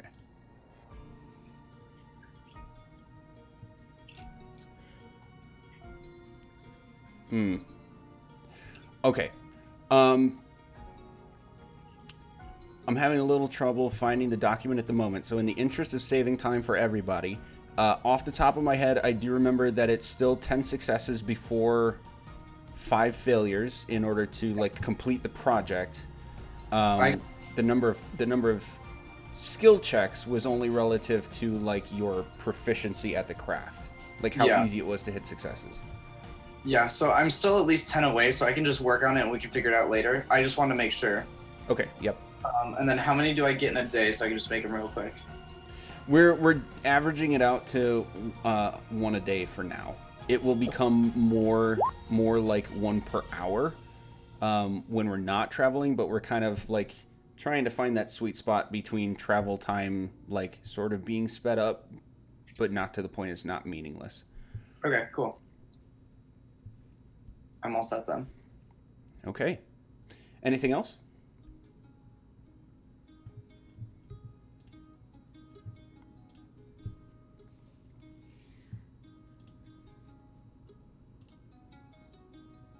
All right, I'll take that as a no. I'm driving, so I do not have time for activities. You driving. Ulta is also driving, so she is not doing any activities. Okay. So, in a sort of crowd of carts, as it began the day before, and now others are sort of starting to pile in behind you, you've been able to see in the distance for some time now a great wall with a sprawling city behind it. And at this point, you know, at the time that you're really slowing down, you're getting the caravan to the high road gate of Waterdeep. So, as you approach, heading northwest, in front of the wall, you'll notice an expansive farmland to the north, approaching the gates. The infamous Mount Waterdeep swells in your horizon far beyond these walls, and a bright glow emits from the land between as if to indicate a city that never really sleeps. Among a few great towers you're also able to see a figure resembling a giant griffin perched on the mountain ahead. Ulta, you know that this is one of the iconic great statues of Waterdeep.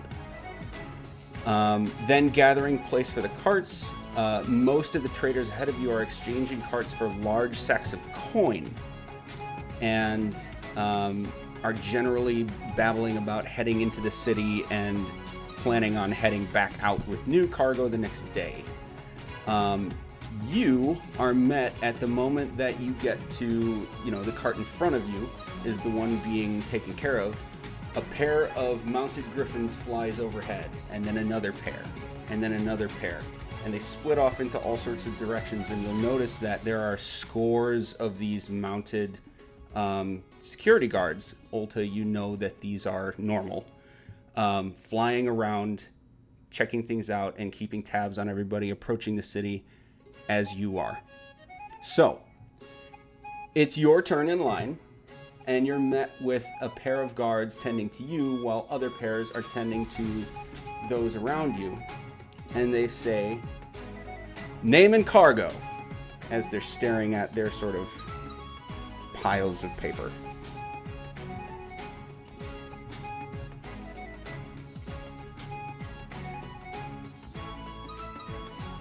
They ask us. Yep.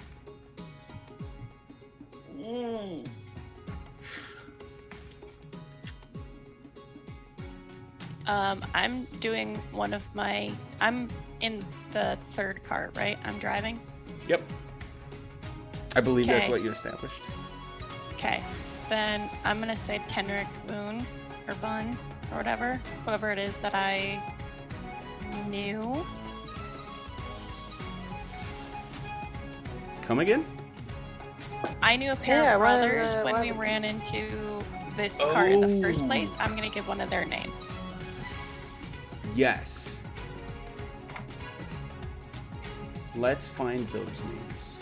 Yeah, Tenric They're- and Covert Boone. That's it. Yeah. Yep.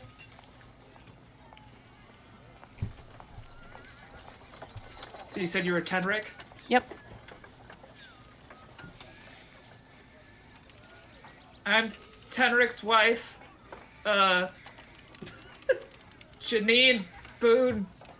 Can you guys still hear me? Yeah. Yeah. Okay. Yep, Tenric's wife, Janine Boone. That is who Janine. Beautiful. Yeah, I'm stuck in J names, all right? I haven't gotten out yet.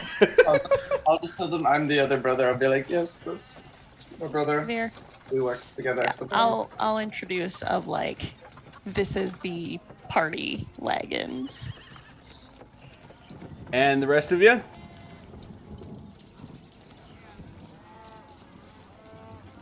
I'm sorry, I only had the two names to give out. Oh no, it's fine. We're just gonna do this on the fly.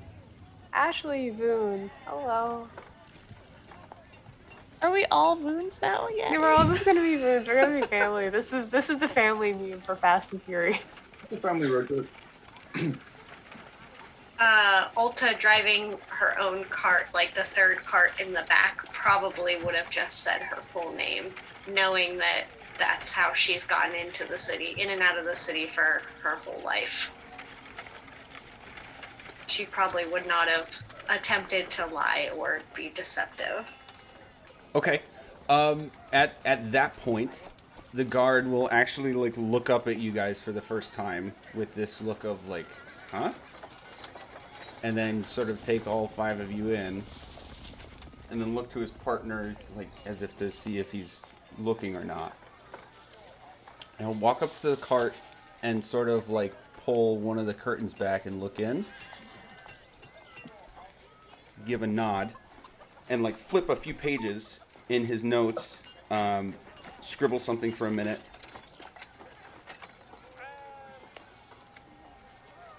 rip off the piece of paper, and hand it to you, Ulta. Greetings from the Lord's Alliance. Please head in.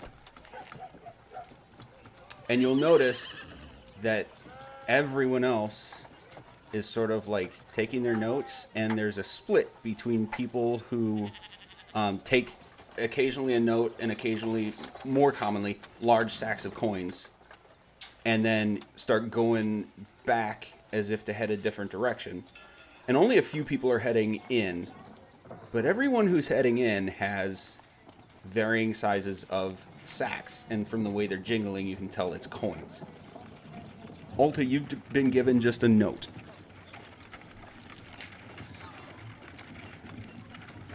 I will read it. Lord's Alliance, Special Order, contacts. There's one more part. Sorry, 1 second.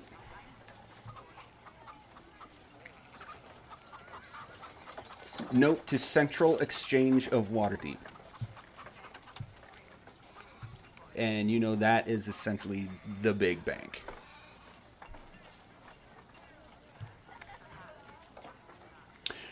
Juno, I forgot something extremely important. FICO table! I have to retcon it. There's no going around it. I'm so sorry. We're going to quick backtrack to the evening before. Just pause everything there. We don't have to change anything that's already happened. But yeah, there's no other good way for me to handle this. I am so sorry, guys. During your trance the previous evening, you experience a vision that you can tell is different from, again, this sort of normal elf experience that you can have during your trance. You can see, you have a sort of panning vision that almost like a drone shot going into this gate that you're now at today. So you recognize a gate, and then you weave through a few streets and go through a door of one of the hundreds of buildings. And there's not really anything distinguishing this particular building very much until you get inside, where you pan over a tavern in like a bar area, and then you see a stone wall that's about 5 feet tall off the ground in a circle, a perfect circle.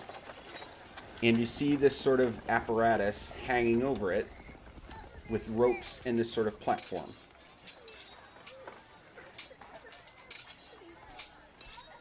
You get this feeling that this is supposed to be a familiar place. Cool. I'll totally tell my party about that first thing in the morning, and then try to figure out how the F to go through a city to find that place again. Okay, I'm gonna use my elf eyes once we get there. So you told the party about it? Yes. Alta, you would recognize I will have this place. whispered it to the party. Been I want that to be like, we are still in the hut and no one can hear what's happening inside. So yeah, we can say that happened, and Alta, from that description, you would recognize this as the Yawning Portal. Okay, flip back to today and now. You've been given this note, and it's basically making a few references to the Lord's Alliance, recognizing you, and a sort of note being like, we owe you money, to the Central Exchange of Waterdeep. Does it say on the note who I should talk to at the Central Exchange, or just to go there? It just says to go there. I will relay that note to my party and then say, following that, maybe we go to the Yawning Portal per Juno's vision. Were we not supposed to lie to them? I don't know. I don't know. I think we're I fine. think it mattered. Not from here. They wouldn't have our names anyways. Let's just go. Yeah, with the carts, I got confused because it's like they were supposed to be like easy access because everyone else got easy access, but then I got panicked and I didn't know what to do. There's a lot about this situation that is very confusing. I'm also appreciating. trying to make sure you guys aren't necessarily directly connected to me since I keep getting noticed everywhere. So it's probably good that you guys used fake names. Well, but we want to be here for you if you do get noticed.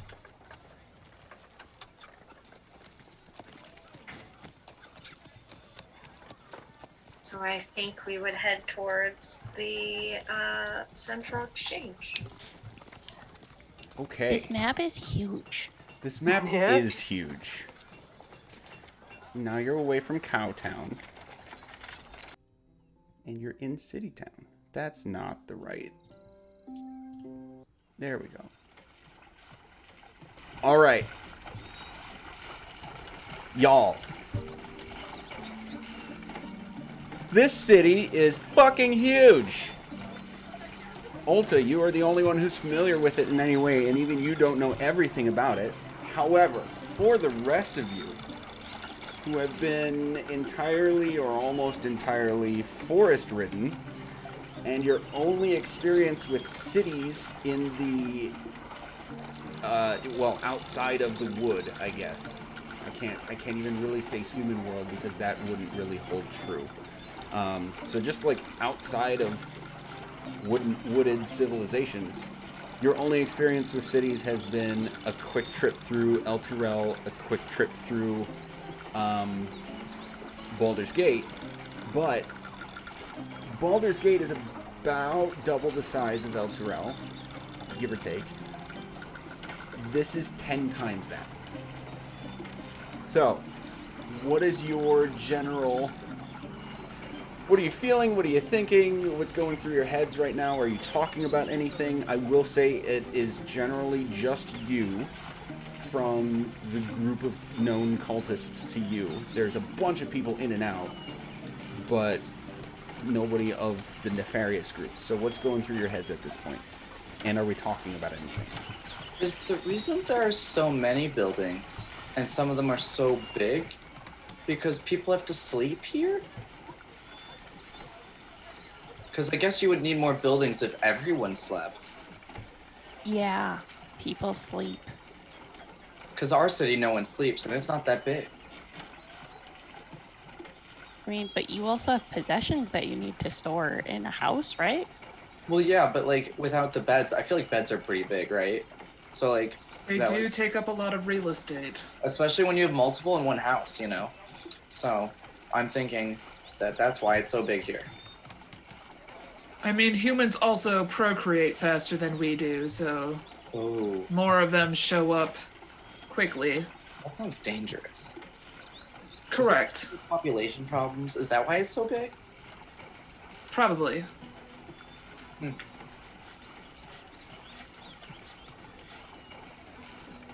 Yeah, Aster doesn't even like know what to think, honestly. Like I feel like she's just going to be like rather reserved, just trying to take all of this in. Do you think they hand out maps? I feel like that would be very helpful. That would be helpful. I'm gonna like randomly pull someone on the street aside, like, do you have a map? Like to a random person? Yes.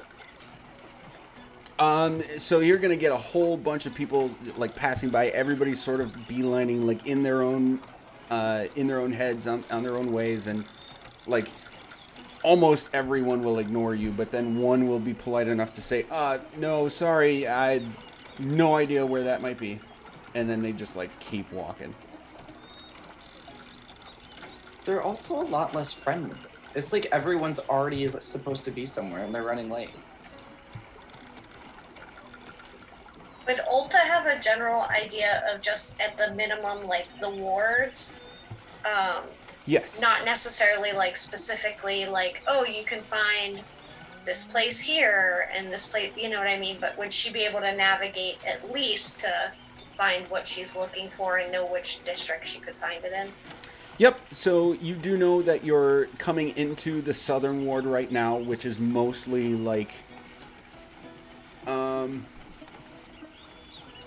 more modest housing, we'll say. So I need you to give a nugget. I need to give you a nugget of history and culture since it's coming up now. Waterdeep is by every definition, an extremely prosperous city. To the tune of, it is entirely unheard of to have, like, poor and downtrodden. Or if it happens, it's because they came here and it was, like, immediately assisted. There is no shortage of opportunities for honest work. There's no shortage of available housing. The care for the people and the general discourse of the people of this city is very good.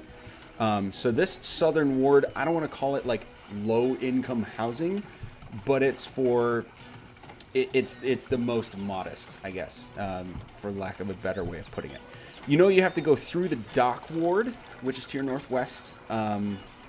And that is a mix of like short-term temporary inns and like boarding for people who are of the sea trade and are like either on their way to or on their way, they've come back from voyages of trade on the sea.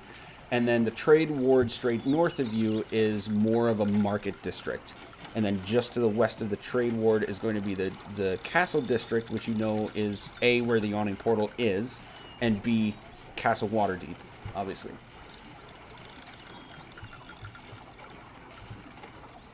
Check. Ulta will kind of shout up towards the front that she, guys, I'll go ahead and lead through the city, just follow where I'm headed, and pull her cart up to direct.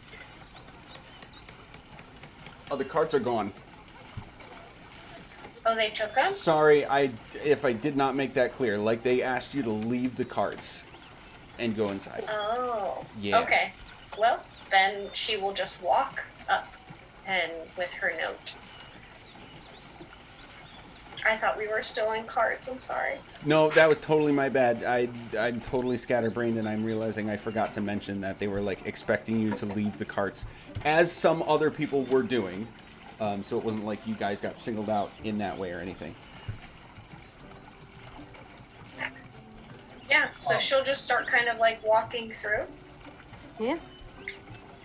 Okay. Juno will give off a "don't fuck with me" vibe as they walk through alongside Ulta, just because like she doesn't.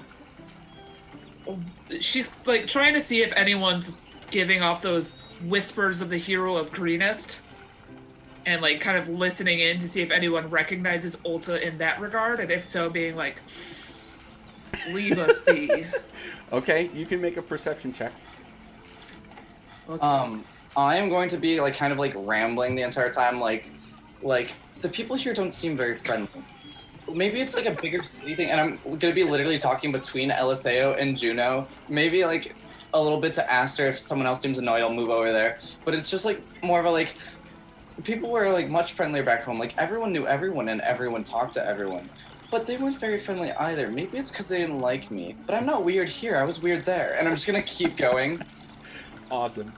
Also, acidly looking for Red Hood people, so like the Red Wizards. So I will definitely do it with disadvantage, but I will do it while I'm talking.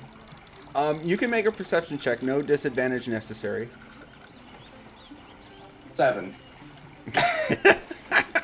Coming in hot, guys.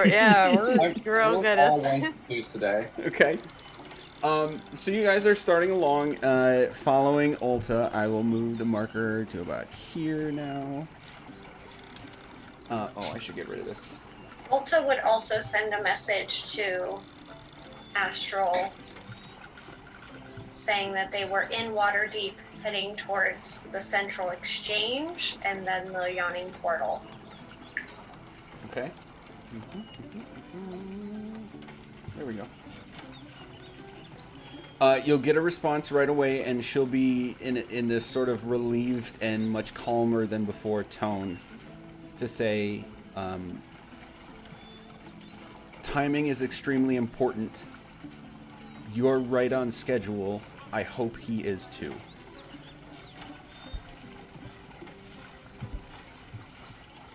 Okay. So I gotta be kind of generic because this city's so damn huge. But in general, there is every size, shape, color, and race of person in this city as you're passing by.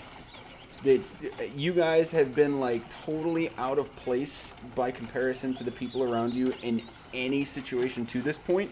This is the first point that you guys feel like you're really just blending in. Yeah, there's Dragonborn, there's elves, there's humans, there's halflings, everything. And nobody really, Juno, seems to be paying any particular attention to anybody else unless they're actively like talking to them.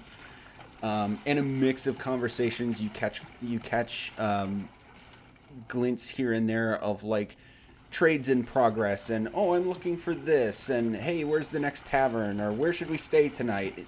Everything.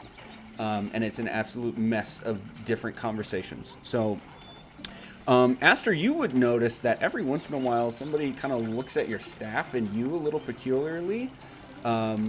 By even just a couple blocks in, you're certainly not the first druid you would easily recognize.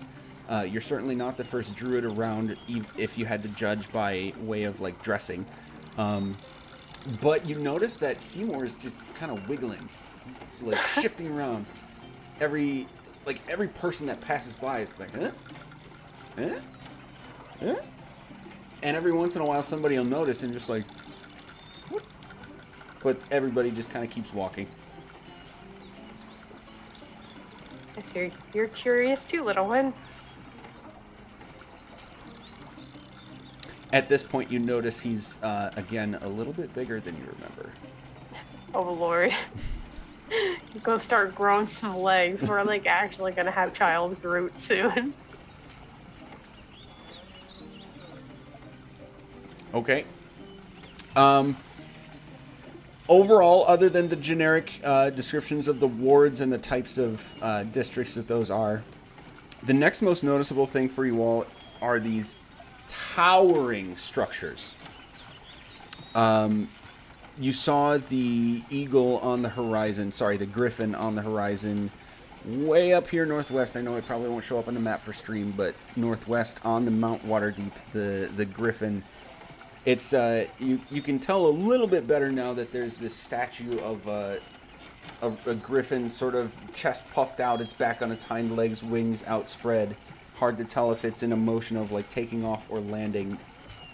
And then off in the distance, you can see a couple other of these towering statues. One depicting a knight, one depicting a bearded, top naked man leaning toward the ground. Another sitting with a giant mug, and you can see, at least in the ones that are closest to you, that it seems like structures are sort of built around them. But other than that, it's just a really fucking huge city. So anything we're doing along the way, or are we pretty much heading straight to the exchange?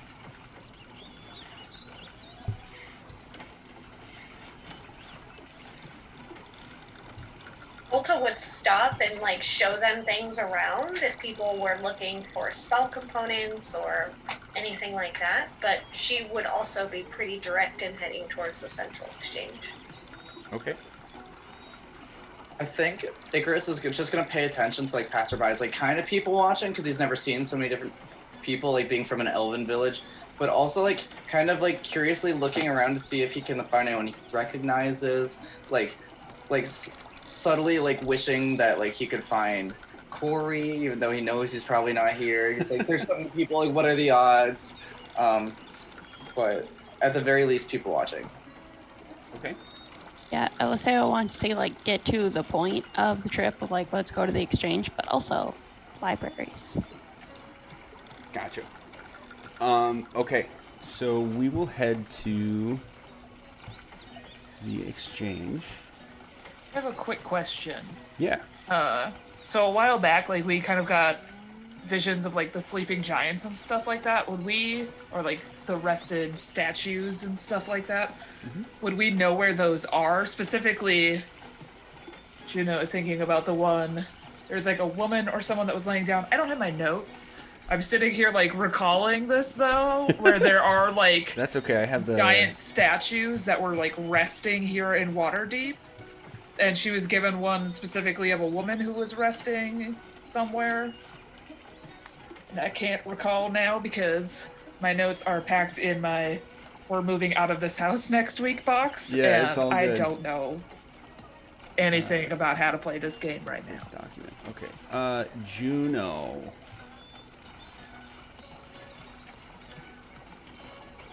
I would look it up on the internet, but I'm scared of spoilers, so I haven't.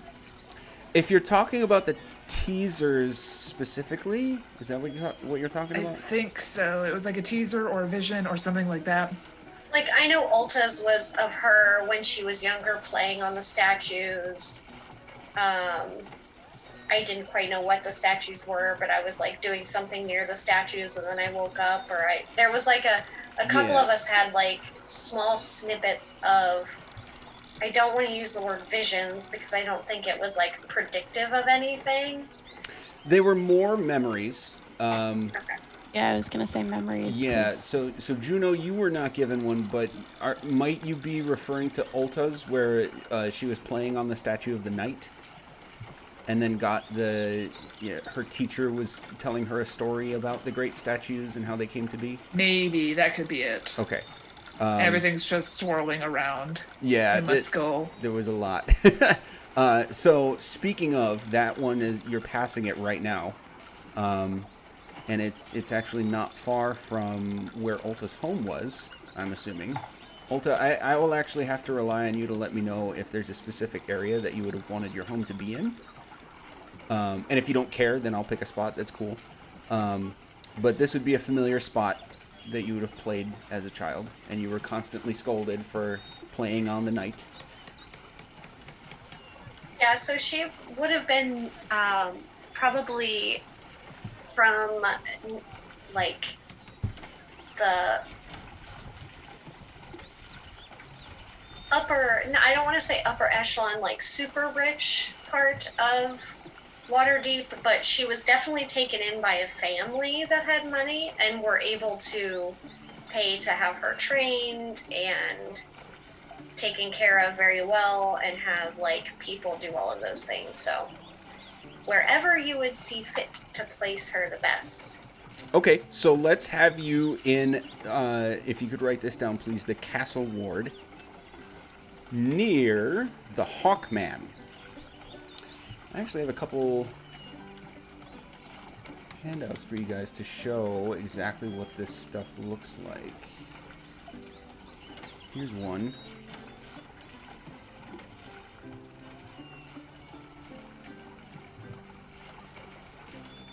That's cool. Yeah, so these things are like monstrous. Dozens of feet, if not in some cases approaching like 150 to 200 feet into the sky. Is there another one? I'll look very quickly. I think there's at least one more.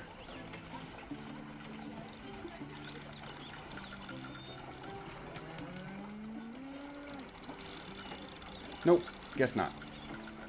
But that is a fitting image. And there are a total of 11. I wish this module had artwork for all of them because they're super cool. But just to list them off real quick.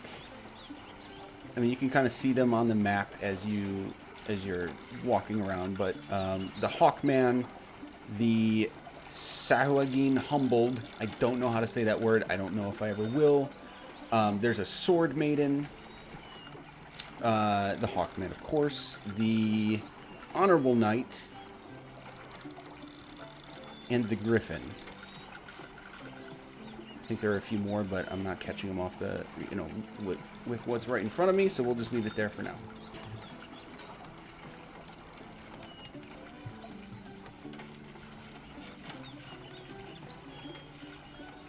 Yeah, so as we are walking past those, Alta would have shared whatever she knew about them, which probably wasn't a ton, because she wasn't necessarily educated in like a book sense sort of way. You are absolutely free to share the very story that you experienced in that teaser memory of yours. So, how they came to be. Do you want me to do that, or do you have it? I mean, I could scroll through the messages, but that would be Okay. you guys having to wait for me to scroll through the messages. So I don't if mind. you have it Okay, so in a sort of sense that Ulta is like relaying to you a story that she was also told by what she would refer to as her teacher. Legend has it that these statues were once living beings, and there was a great conflict between a few gods at one point that ripped space and time and accidentally brought these creatures here. And they were just in conflict with each other and wreaked havoc across the land. And at some point, they just kind of stopped. And then at one point, there was actually an elven city here. And at one point, the elves decided to just leave. And eventually, at some point after that, mostly humans settled here into what is now Waterdeep. And it's developed into what it is now with a very mixed culture, but definitely the biggest city, at least in this part of the continent. So hearing that, Icarus is like, all right, I'm putting things together. Were you recounting that to us, or were we? Sorry, okay. So he'll be like, gods, okay. Ancient elves, okay.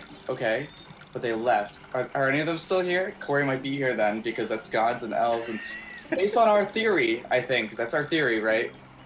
He'd be here. I don't know. I'm kind of concerned that you're in love with someone who's dead, personally, with these messages, like, not... I agree, there's a lot going on, but I don't want to... Juno's also sent this message multiple times now over the past couple days. If she's had extra energy, she's just been trying to find a god. And no answer, because... this person doesn't exist. Or is dead. Alright, I'll ask next time I pray, just for clarification, and we'll see what happens. Or, like, pray, because that's what you do, and that's not really what I do, but I'll try it.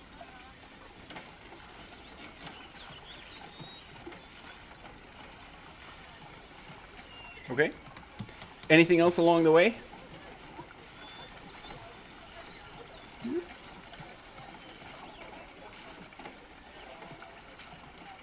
also would just be kind of like watching and keeping an eye on people, but not really doing anything specifically.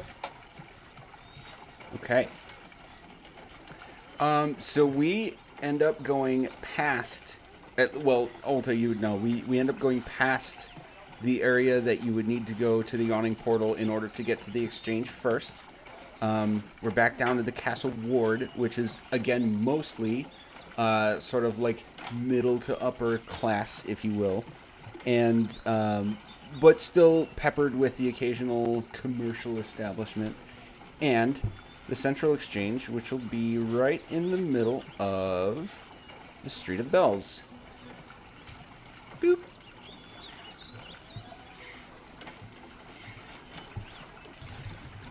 Yes, so she will walk in with her note and walk up to a teller. Okay. So the... Whoops, I'm flipping around to the wrong pages. Here we go. So this exchange is a nicely kept, I don't want to say decorated, but nicely kept stone structure inside and out. So it stands out a little bit compared to most of the buildings around it, which are more residences and the occasional merchant. But this building, at least where it is, sort of stands out a little bit as a fortified stone structure. And you actually know, Ulta, that it has a sort of basement area that they hold deposits and like accounts of coins and other items in. And you'd see a familiar sight of a few people behind counters sort of attending to the occasional person that walks up, and two folks sort of pacing up and down the aisle, sort of making sure everybody's being taken care of, answering the occasional question from the employees of the establishment. One human and one elf. And the elf will approach you as you walk in and say, "May we help you?" I'm sorry, could you repeat that? "May we help you?" As soon as she hears that, she is going to look back and make hard eye contact with Juno. For sure in that moment. And not even in a why would you do that kind of way, and more of a thank you for doing that kind of way. I thought that was out of character. I think it's probably both. I think, Yes. like, it was definitely like Courtney wanted to hear that again, but Juno was just like, who the fuck is this guy? With that accent. I mean, what?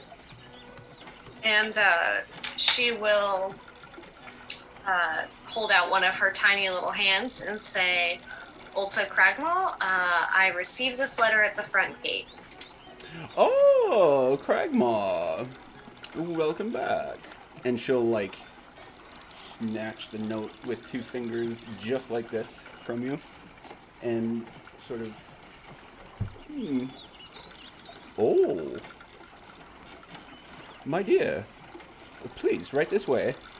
And sort of half shuffle you with her hands toward an empty counter on the left-hand side. And you guys will notice you're getting a couple looks from the other employees, like, "Oh, fancy." And this person will go on to explain, "You may call me Conal. I will be your personal attendant at this establishment. Courtesy of the Lord's Alliance, yes?" Sort of looking at you for confirmation. Yes, cornhole. God damn it. I am so proud of you. "A grand sum of 6,000 gold coins has been deposited on your behalf. Ouch. You are free to access that at any time of your choosing. We are told to keep in contact with one Astral Selene, yes, on your behalf. Is that correct?" Yes. "Very good, very good. Well, we will be keeping this," sort of like shaking the note. "And we can assure you that your activities to this point will be thoroughly unknown, as it were. Your secrets are safe with us." Is there anything else we can help you with?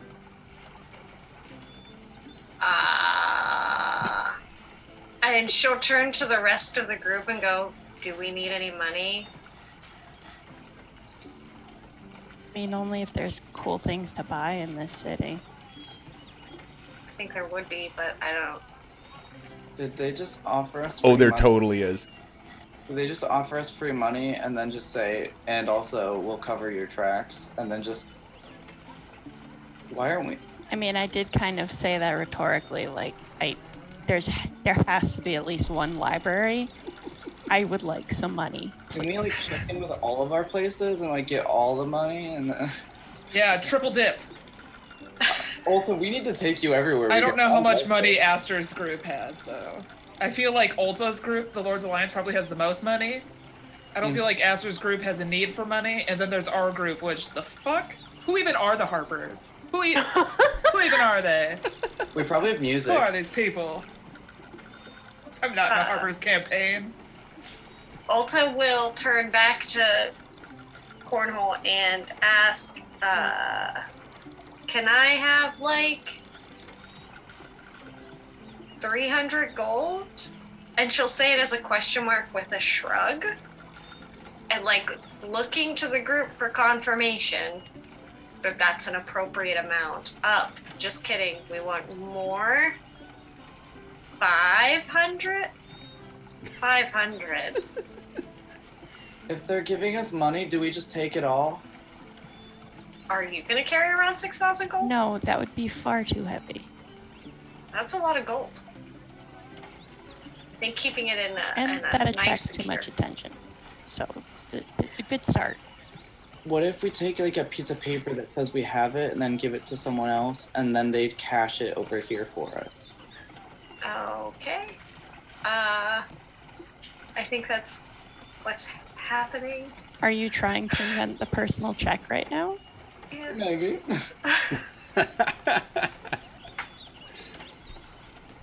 But it sounds like they kind of gave us a personal check. Of sorts. So. Yeah. Hi, friend. Yeah, we'll take like 500 gold and an IOU on the rest. Oh, no IOU necessary. I am your personal attendant on this account, so, we have you. And she'll turn around, head to a heavily vaulted, both magically and physically, door. I would like to listen in to the clacks and the clicks of the vault. There are several, including a few incantations to remove magical wards and a few tappings of a small wand from her. And then a few locks and turnkeys and a wheel or two that clearly mechanically unlock. And the door seems to like unnaturally swoosh open, unnaturally fast, swoosh open, and as soon as she crosses the threshold, it slams shut. And everything you just saw unlock immediately relocks in a matter of like a half second. And then about 15-20 seconds later, she'll come out with a sort of medium-sized, like small sack of coins and hand it over the counter. Will that be all for now? I have a logistical question, if I can ask. I don't know if you just work for them, but I just have a question. Well, on with it.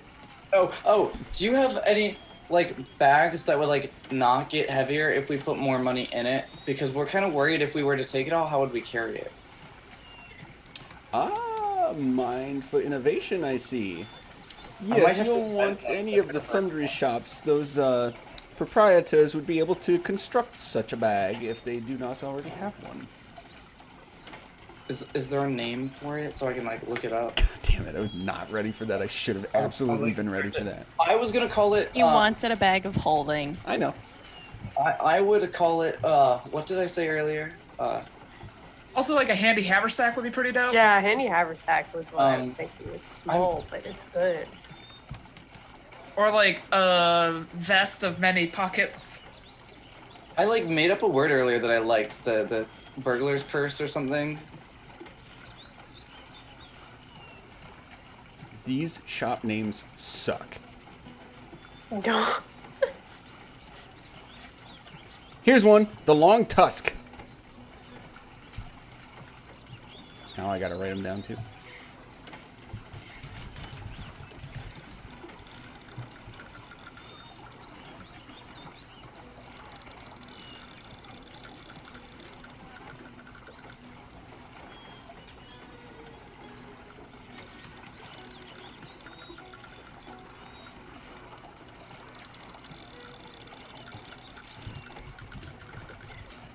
The Long Tusk and the Serene are going to be the two names she gives you.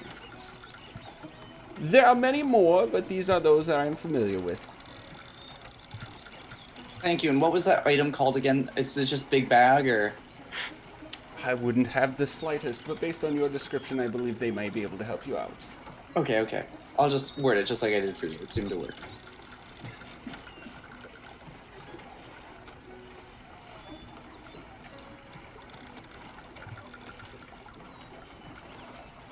So if she hands me the gold, I will hand it to someone bigger than me. And then start walking out. So probably LSAO or Juno. Definitely LSAO because they've got muscles. I mean, I also have muscles, but LSAO has better muscles for now. I just know you guys are much taller. Juno is So- not. Juno is And a I- short elf. Wanted the money. Yeah. So she will hand the sack of gold over and point the direction of the Yawning Portal. And we're also just like, keep your eyes open for library. That'd be great. Thanks. Ulta, would you say that you would have pointed out any libraries if you'd passed them already, or would we be starting now to... Okay. I mean, I just didn't know if the group was trying to get to the Yawning Portal first to like meet with our I mean, like, contact. absolutely meet with the contact first. but, I like, love need me to some note good plot because Yeah, I want the plot, Help. but I do want to note for later. I have felt very plotless for a minute. Hello, where's the And next part of the story? right here. Yeah, Come. we have the map right here. What word is it? Where's Yeah. the plot? So we'll go to Yawning Portal first, then shopping episode another Later. time. Okay. So... Or shopping in the 2 weeks so that it doesn't have to happen. I can just be like, I want these things. Tell me what I get. Correct. Okay. I'm not big on shopping episodes. Everyone make their wish Eliseo, list. write down that we will point out 4 libraries. And We're gonna need to go back for more gold. I'm writing down that I have given you 4 libraries, and we will have details of them later. Okay. So we said we're heading toward the Yawning Portal. Yes. Anything we're discussing or doing along the way? Oh, I just realized. Oh, I failed. Thank you for having this map up, by the way, and allowing me to just look at all of the different street names. Okay, I'm going to. I just realized that all the stuff I can see is not revealed to you guys, so I revealed the Yawning Portal at least, and I will either on our next break, or which should be about now, or probably another time actually. I'll reveal a few things now that were pertinent to what I was describing earlier. I'm very sorry that I forgot to do that, but then I'll reveal the rest of what you're supposed to be able to see on the map before our next session. So. We're getting to the Yawning Portal. I think this is the perfect opportunity to take one more break. Are we cool with that? Yeah, sounds great. All right, we will be right back. Oh, yeah, we got a couple people mid-bite. It's great. It's great. Oh, there's I'll have Black a Catway sip. and Mage Court. Hey, everybody, we're back, and we're in the thick of it with Waterdeep. We're having a lot of fun with Into the the map And and figuring out all the street names. And I'm totally prepared for all of it. Many Cats Alley. Anywho, you're heading Right into next the to Yawning Herd Portal. Lane. It's perfect for you. And even before you get inside, you are met with a loud and obnoxious, jovial atmosphere. And I need to give you this description. Where did it go? There it is.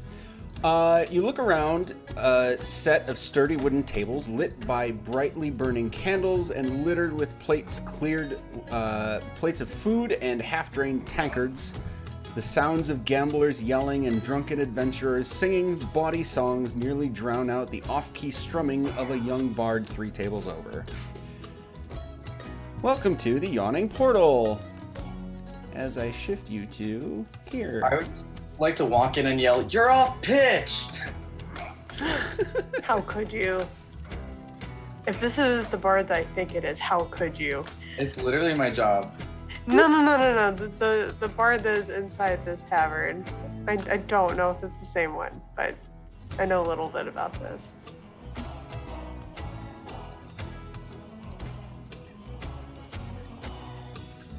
That's a big old hole in the floor. Yep, so Juno, as you say that off to the side, you would absolutely recognize this as the place you saw in your vision last night. I've been here before. I imagine that's the portal that is yawning. eternally, it seems.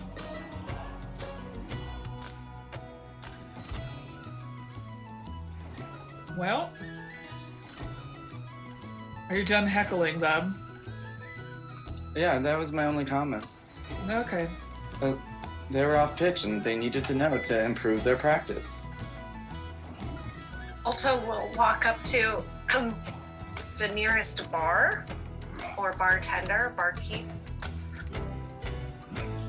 and inquire about possible rooms or a table or somewhere to sit.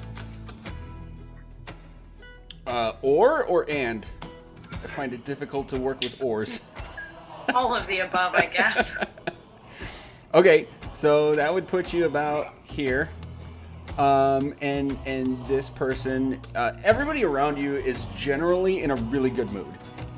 Some obviously more drunken than others. It's kind of the end of the day, so you would know also from experience that this place has sometimes a reputation of people sticking around a little bit too long, and having a little bit too much, and a not so uncommon like brawl, fight. People get kicked out all the time, but generally speaking, for the most part, the proprietors here keep a good establishment going.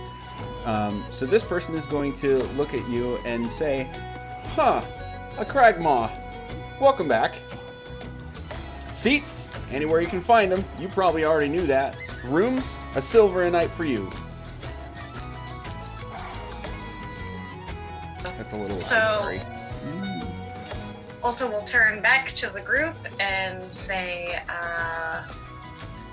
there's some seats over by the fireplace over here. I'll order some drinks and get some rooms. Does everyone want their own room, or do we want to share? I mean, I assume the married couple wants their own room. I'd like Do to you share. want your brother with? All right. And then she will just turn back and get Aster their own room, herself their own room, and then the other three can share. Wait, what? Why is he sharing with us? Okay, maybe I'll have my own room. He just said it. Literally, as I was asking, he was like, I want to share. And I was like, okay. Can he share with one of you? You guys are totally having this argument in character at the bar. Yep. Yep, I know. You'll be fine on your own, and if you need to, you'll know where to find us. Fine, I'll get my own room. And I mutter off, I stumble off, but literally just to the seat that we all agreed to sit at. Isn't about you, Rory. She will also, before you guys walk away, be wary of the portal. Did really want to walk close up to it and look down. Yeah, just be to careful. Be honest. Yeah, go for it. Just be careful. So Ulta, you know that this is a gateway into what is called the Undermountain. It is open and active and is taken more often than not as a challenge for aspiring adventurers usually to seek out treasures and glory from a mostly unknown expanse under Mount Waterdeep. And for the number of people who go down, it seems odd how much is unknown about it. For the few who have survived and come back, it's kind of split between people who have basically gone mad or silent, and the very few who are left of that give very generic descriptions of vast dungeons and strange creatures, and it seems kind of unknown what really the purpose was of such an intricate cavern to be created in the first place. And a full history of it is really, for the most part, unknown. But you know, if nothing else beyond that the drop for this is very deep. Hence the crane-like structure at the side of the room. Okay, but I can fly and earth glide, so I mean, I'm not saying that out loud. You're welcome to try. Just getting ideas. so, Ulta will hand out keys to separate rooms, with the exception of the married couple having their shared room, unless they also want private rooms. No, Juno can have the key. I'm still looking over the edge of the portal. I am staring at them, wondering if they're about to fall into their death. Waves of panic. Do you actually go over there, Oseo? You have tokens, you can move them. Oh, then yes.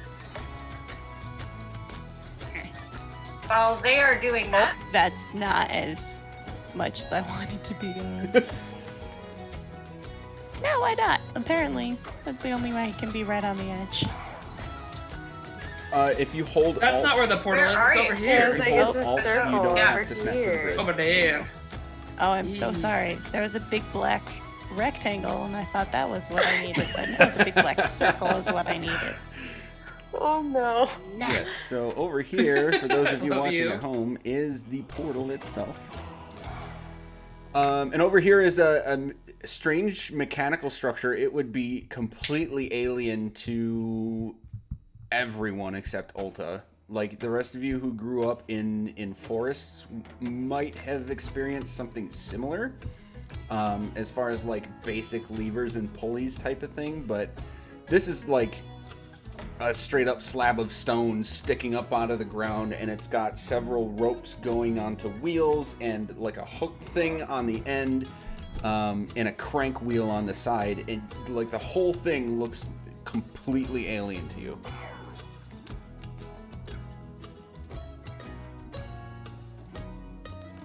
LSAO, as you're checking it out, this it almost immediately goes to like pitch black. You see a few feet of stone along the side, but pitch black. Cool. I'm gonna be looking down it for a while until somebody needs me. Okay, Ulta, the drinks you ordered are up. And this person basically hand waves as she hands them to you as if to say no charge. I will still set at least a silver down as like a tip. And I'm going to ask, hey friend, any idea where I can get in touch with a character named Volothamp? That drunk? You're in the right place. I'm surprised he's not here yet. And she'll look around like actually expecting to see the guy already. I get a description so I know when he's here. Short! Mustache, entirely unfitting for his size, but, you know, some guys are like that sometimes, I guess. He'll probably be promoting his book again. And he'll be loud. Cool. Thanks. And she'll turn and distribute the drinks to wherever anybody went because they have all scattered. And I can't really see. Okay, I was gonna say now I can't see two tokens, but they're at the top where I couldn't see them. I'm so- imagining a sort of like awkward scene where Ulta, this tiny little kobold, Correct. is trying to carry like a tray. These tankards are huge. They're like 3/4 gallon. There are no size variations in this tavern. And Yeah. so I'm imagining you like carrying this thing like at head height so the tankards go clear above, so you like poke an eye to like see where you're going, almost hit this table, almost hit that one, Yeah. and barely Yeah. hang on to everything. So which direction are you heading for I'm- your like final destination here? I'm gonna just kind of like attempt to bebop my way through the folks and like here and then here and then here and then here. And sit here facing the bar with the wall to my back Okay. so that I can keep an eye out for. So I will head. Yeah. Okay. So you all receive a rather large tankard of generic but better than what you... Oh, who's had ale here before?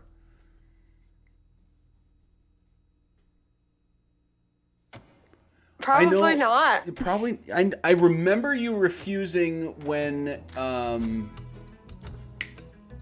Anthar offered. Right. And some people had some then, but I'm trying to like play into your character backgrounds a little bit. I don't know. Juno, you said you've had it? Yeah. Was LSAO and Juno definitely drank with the governor of Greenest. Aha, okay. But they've also... I think she drank back when they were with what's-his-face, Anthar. She drank one and then tried to get him hammered. So she was like, I'm playing this game, and then she did not play that game well. So you guys are familiar with what ale tastes like. And this would be generally, I'd say in your own way, a little bit at least better than what you'd had before. And Aster and Icarus, are you drinking it? I mean, I was offered it, so sure. I've had it at least once or twice before, but I'll have it. Okay. It's a very foreign drink to you. A little bit sweet, but it's got a more bitter and frothy taste to it. And I'll let you react to that however you would choose. Okay. Honestly, like probably one of Aster's like first alcoholic drinks. Like I would just kind of like just start drinking like normal water, but then like it'll catch up with her. She'll like cough a little bit, and yeah, but this probably slow down after that. Just kind of enjoy the drink, but Okay. yeah. I feel like We all know when we like started drinking alcohol. We all know what it was like. I feel like Icarus just has like a moment of like, that's not what I hoped it tasted like, and he's like, it's, and he like takes a minute and like thinks it's like tolerable, not what I'd go for, but I can do it, and then he just like keeps drinking, and he's gonna slowly make his way over to the bards and the musicians in the corner with his beer. Okay, I'm realizing that the musician is not clear compared to like everybody else. Where are you? You're up there. This one is the bard. We'll give them a little symbol.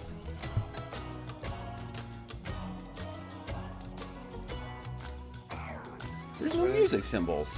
What? Oh. Oof. Well, let's give you something fun. A heart. Oh.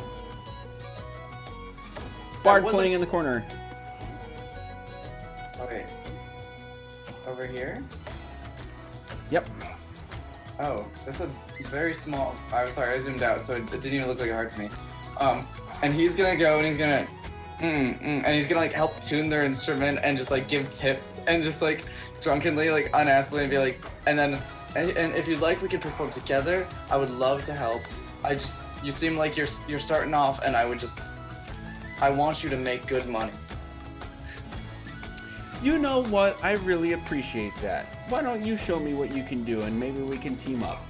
As soon as they finish saying that, an abrupt commotion starts heading off this direction. You hear someone yell, "Oi, you like killing me mates, eh? You get?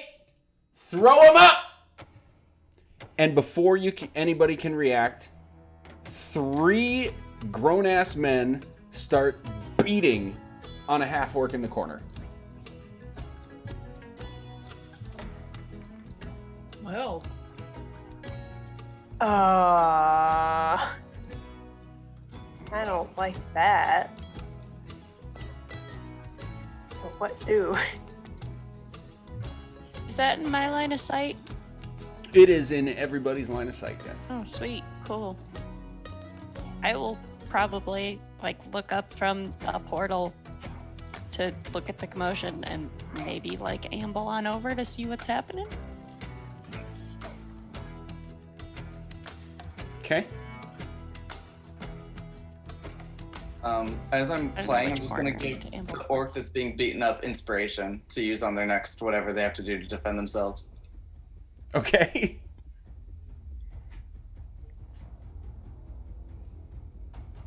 I'm going to get a little bit closer.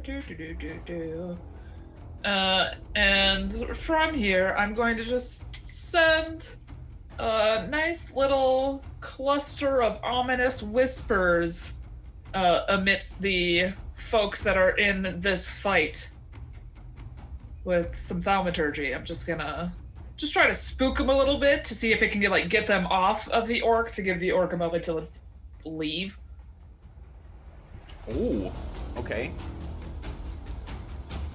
What precisely are you whispering? Oh man. Just something like, they're watching, they know you're here, they're coming. Who are they? I don't fucking know. But them, the ethereal them, are on their way. Okay. Just anything to pull the attention. Roll away. a deception check. No. No. 17. That's really good for me. Okay. They'll keep going on this half orc and just keep yelling, "Oh, you got tricks too, eh?" And then they'll start throwing kicks in with it, and the half orc is going to just back fist one with a roar and hammer fist down on the head of the other, and we're in full on brawl mode. But the half orc seems to be sort of holding her own, but she's getting ganged up on.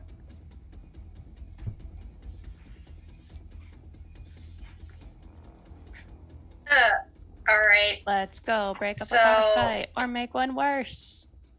Yeah. I don't I care made it which worse. one. Yeah. Alta would at least head over there and, in an attempt which is going to be probably deeply unsuccessful, but she's going to try anyways, try to intimidate them to stop and say, pick on somebody your own size, you fucking twerps. Oi! To Look at bless that cute her. little bodyguard! I want to bless her for her intimidation. I want to bless her so bad. Let me help. Can I last minute inspire her too? Go for it. I want to. Can I give her guidance? Listen, I have a fucking -1 on intimidation, so... Can I try and grapple one of them so that he has to listen to her? Oh, okay, that's a lot of stuff. Okay, let's do We all everything want her to relating to succeed. Alta, and then LSAO grappling someone is gonna be its own thing. Just want to support my friend. Okay. I rolled You the- take yours. You take yours. You take that 4. I don't know what inspiration is yet. You've got a D6. Guidance is another D4. We need this. Yeah. So, 8 and 8 plus 2. 18. 18 total. Okay, so one will absolutely roar in laughter, pointing at you, Ulta, and say, "Oi, look at the cute little bodyguard! Even better!" And we roll initiative. Fight. Okay. Uh-oh. How do I do Oh, I this rolled again? well. Where is my character? Okay, there we go. And initiative is here. Yep. Wow. Look at me go. Did any of them respond to being intimidated or no? Clearly, they are not intimidated. Unfortunate. What twerps? What twerps? I agree. Good roll too. That was really good. LSAO?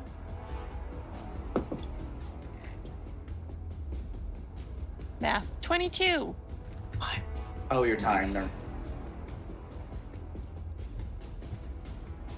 Okay, I will put a blue on the half orc that is being attacked, and I will put a red on the people who are clearly on the assault.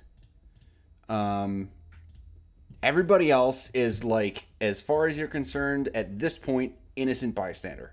Does that make sense? Mm-hmm. For now. Okay. Before anything else happens, a whole slew of people are going to, like, back up. But clearly a bunch of the people not participating in the fight are at least, like, interested enough in watching and not feeling in danger themselves enough that they're kind of sticking around. Eliseo, what would you like to do?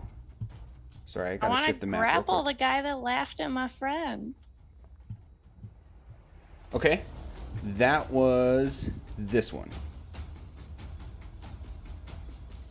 Where? I'm pinging him on the right. Yeah, there you go. Perfect.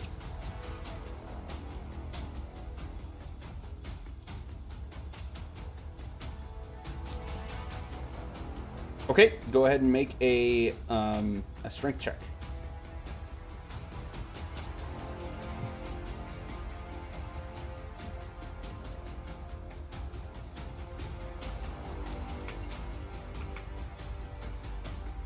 $19. All right, you've got him. Yes. So Ulta is kind of like behind the table, or like the table is in between, right? Yep, right here. Can I just like flavor, like push him up to the table and like put his head down so that he's at eye level with her, so that he has to look at her? I'll be like, my friend had something to say to you. How far did you move to get here? Do you know? Okay, we'll say since you're struggling against another person that you're grappling, that the rest of your movement is half. So I'll call that close enough that yeah, you could do that. I love a good flavor. For flavor. Yeah.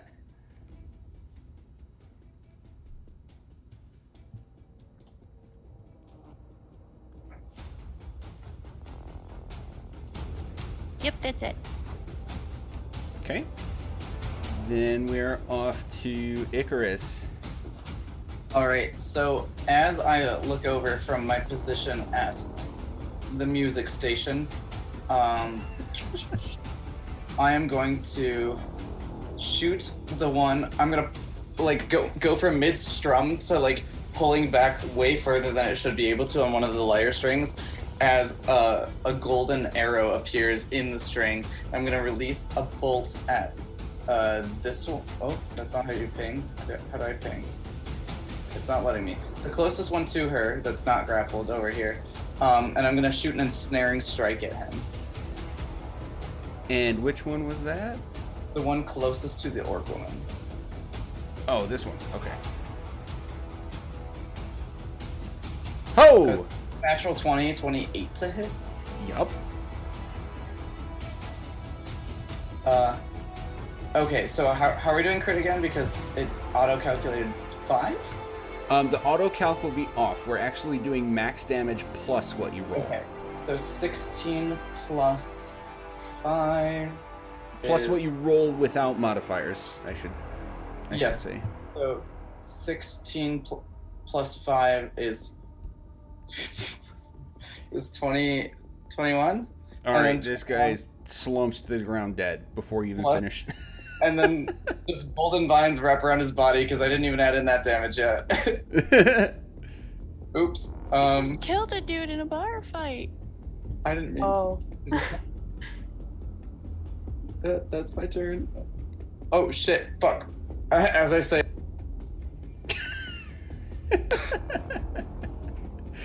Anything else?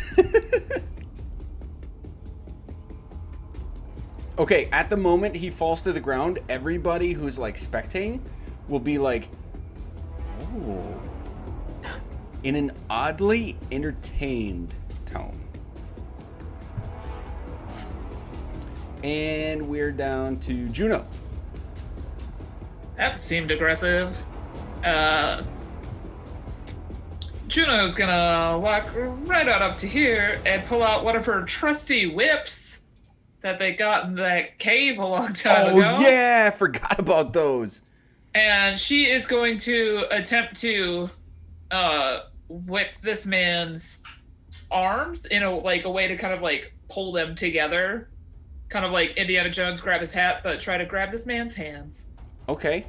I don't know how that works. I don't know how whips work, guys. We're gonna have to make that up because a whip, as written, is really just a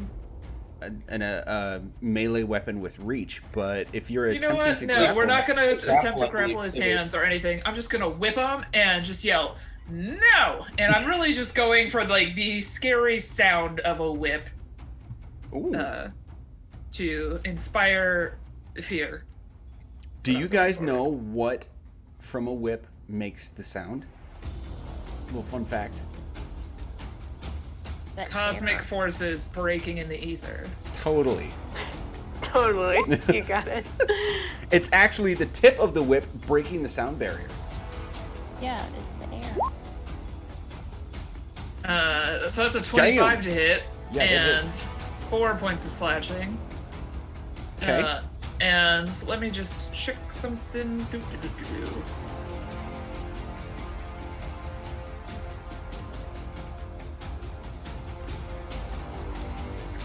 I am going to call forth my spiritual weapon and just hang a nice, beautiful crescent moon scythe over the head of the guy that's being held up towards the table, kind of like a guillotine.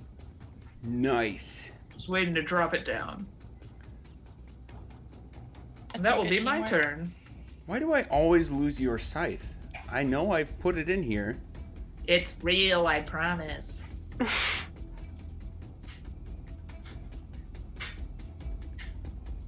Bummer. Okay, I will. While I find that, we are. Oh, you feel, all of you feel 3 impact rumbles from the floor, I don't like that. Probably and fine. then it's these guys' turn. This guy's here with LSAO doing the whole like, my friend was talking to you. So he's gonna try to escape. That was a perfect impression of me and my character. Thank you. I feel respected.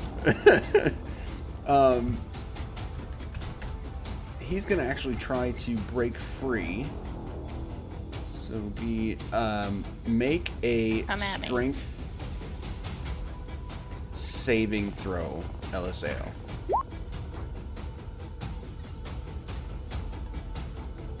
A natural 20. Yeah, it didn't take much. So he like wrestles around with his arms pinned under you and tries to throw an elbow, but you've got him on lock. I am a strong wizard. Yeah. Okay, and then this one's going to come at you, Juno, because you just whipped him. Whip him again.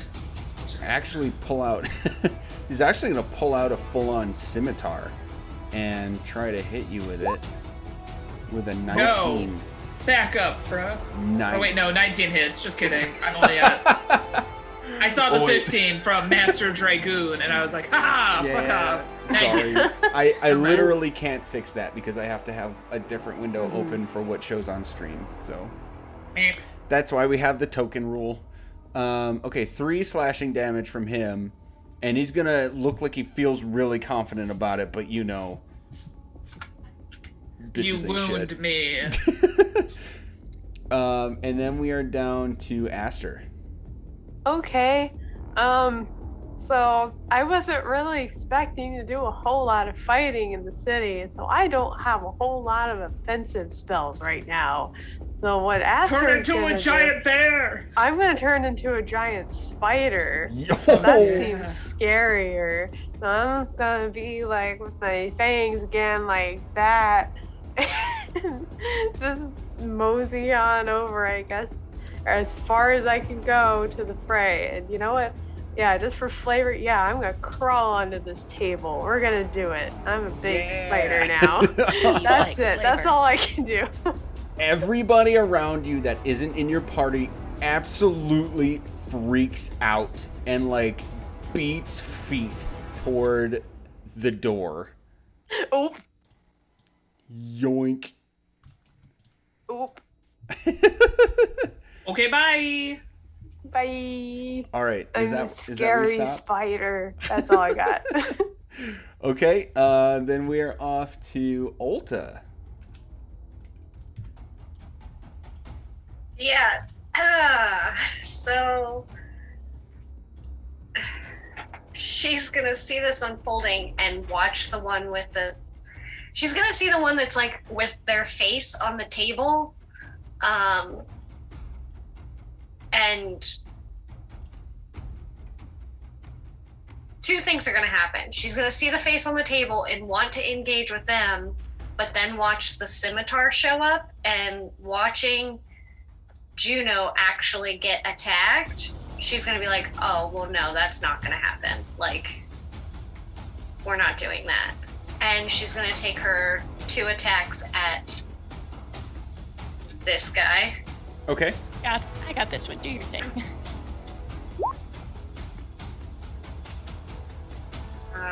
Yeah, no, neither of those. And then she'll bonus action with her 2-weapon fighting in her offhand, do her 3rd. Okay. Maybe. We'll see. Oh! Yeah, that'll hit. Okay, that one. And she will, for flavor, she will aim to just drag her short sword across his face, like a scarring motion. Whoa. With like a, I think we're done here sort of attempt at intimidation again. Well, he actually slumps over. Well, okay. You can state that you're going for non-lethal. Correct. Yeah, I didn't want to kill him. Okay. I want him to like be. I hate to say like marked because I don't mean it like that, but like. Right. Not kill, just maim. Okay. Yeah. Okay. I only meant to maim or seriously injure. Okay. So that happens. And he's going to be, I won't say unconscious unless you want him to go unconscious. Do you want him to go unconscious, or do you want him to just be like basically incapacitated? Yeah, I just don't want him to be able to attack. But I do want them to be able to like. I'm saying survive with a question mark. Okay. So because if there's like any other aggressive motion, you know what I mean? Like then we'll toss them in the hole. I mean, shit. I mean, that was Juno's next move, was to just yeet. Woo! Okay, so he'll sort of like slump over, not lifeless. He'll definitely be awake and still conscious and aware, but clearly, we'll just say clearly not in the fight anymore from that. And the last one's gonna continue struggling, and you will actually see Aster. Actually, all of you can see this from behind you. One of the men who's been sort of tending to things draws a greatsword and leaps over the bar, yelling. But he's yelling like, "Get him hard! I don't want that shit in my place!" And as he does that, you'll hear another thunk. Thung. And at this point, you hear with each thump a crumbling of rock. And then more crumbling of rock. And one giant blistering hand reaches over from the edge of the hole. And then another. And then the head of a troll emerges and roars at all of you. While I put that token on the board. The hole that I'm standing next to? Yup. Well, time to diarrhea for real. Eliseo, As it's that your happens, turn. I'll just yell, "Toss him over the edge!" this is Waterdeep. Yeah, pretty much. Can we just throw the troll back in, or can he just come back out? I feel like you could just go back. I don't know. I was just checking. Oh my god, look at Yeah, so I'm gonna like pull the guy off the table, kind of just being like, okay, things just got worse. Fight like your life depends on it, and we will deal with you later. And I am going to look at my spell list so that I can do something with this troll. They brought a cave troll. We have a cave troll. I'm gonna keep making these references. Good. Troll in the dungeon. Oh, wait, wait. Yes. Oh, Okay. Troll in the portal. Yeah, you know what? This troll, not to stereotype, but does not look very intelligent. So I will cast Tasha's Mind Whip at it, and it has to make a intelligence saving throw. Okay.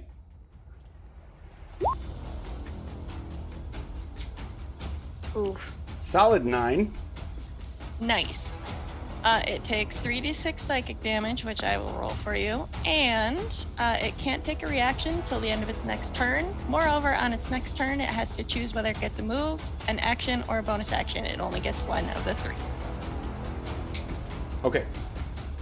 I will And ask you damage to remind me of is- that on its next turn. Absolutely. 9 points of psychic damage. 9. Okay. You would be able to tell that it was already, I will say, weakened by the time it got here, and it has 3 small, fluffy parasites across its chest, and another 2 come flying out, and they're little bat-like creatures with big beaks. Ugh. Yeah, you can tell it's already kind of weakened. Anything else for you? No, I'm good. Icarus. I'm gonna go. Oh, maybe I shouldn't have used that on the random bar guy then.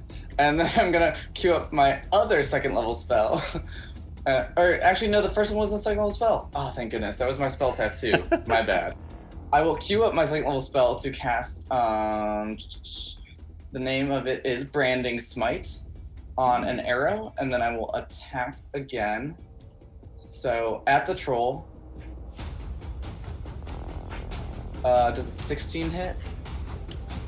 It does. Yes.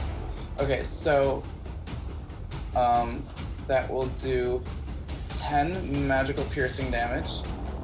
And then oh, sorry, ignore the second number. I hit the wrong button. And then it will be 8 radiant damage. Oh, I thought that was fire damage. Shit. 8 radiant damage. Okay. And then I will actually move closer. How close can I get to the troll? Your full movement would allow you to get right next to it. I Even will- less than that, yeah. Right there, yeah. If you hold the Alt key, you don't have to be limited to the grid. So we'll do Okay, this. Yeah. we'll Yeah, do- I'll do it like that. And I'll get in front of my sister because I worry about her, even though she's the older sibling. Okay. So you're face to face with it, huh? Yeah, All right. Anything else? that is my turn. Juno. Oh, wait, real quick, I'll be like, hey, you're ugly.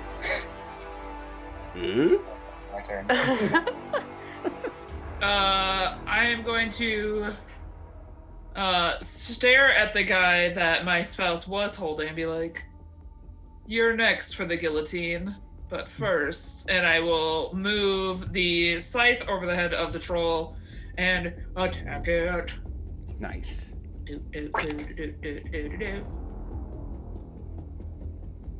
Okay, where is the stuff and stuff? Spiritual weapon, here we go. Roll. That'll hit. Excellent. Now I must go back to the page to roll my damage. For 6 points of force damage as it comes knocking down on its head. Okay. That's my bonus action.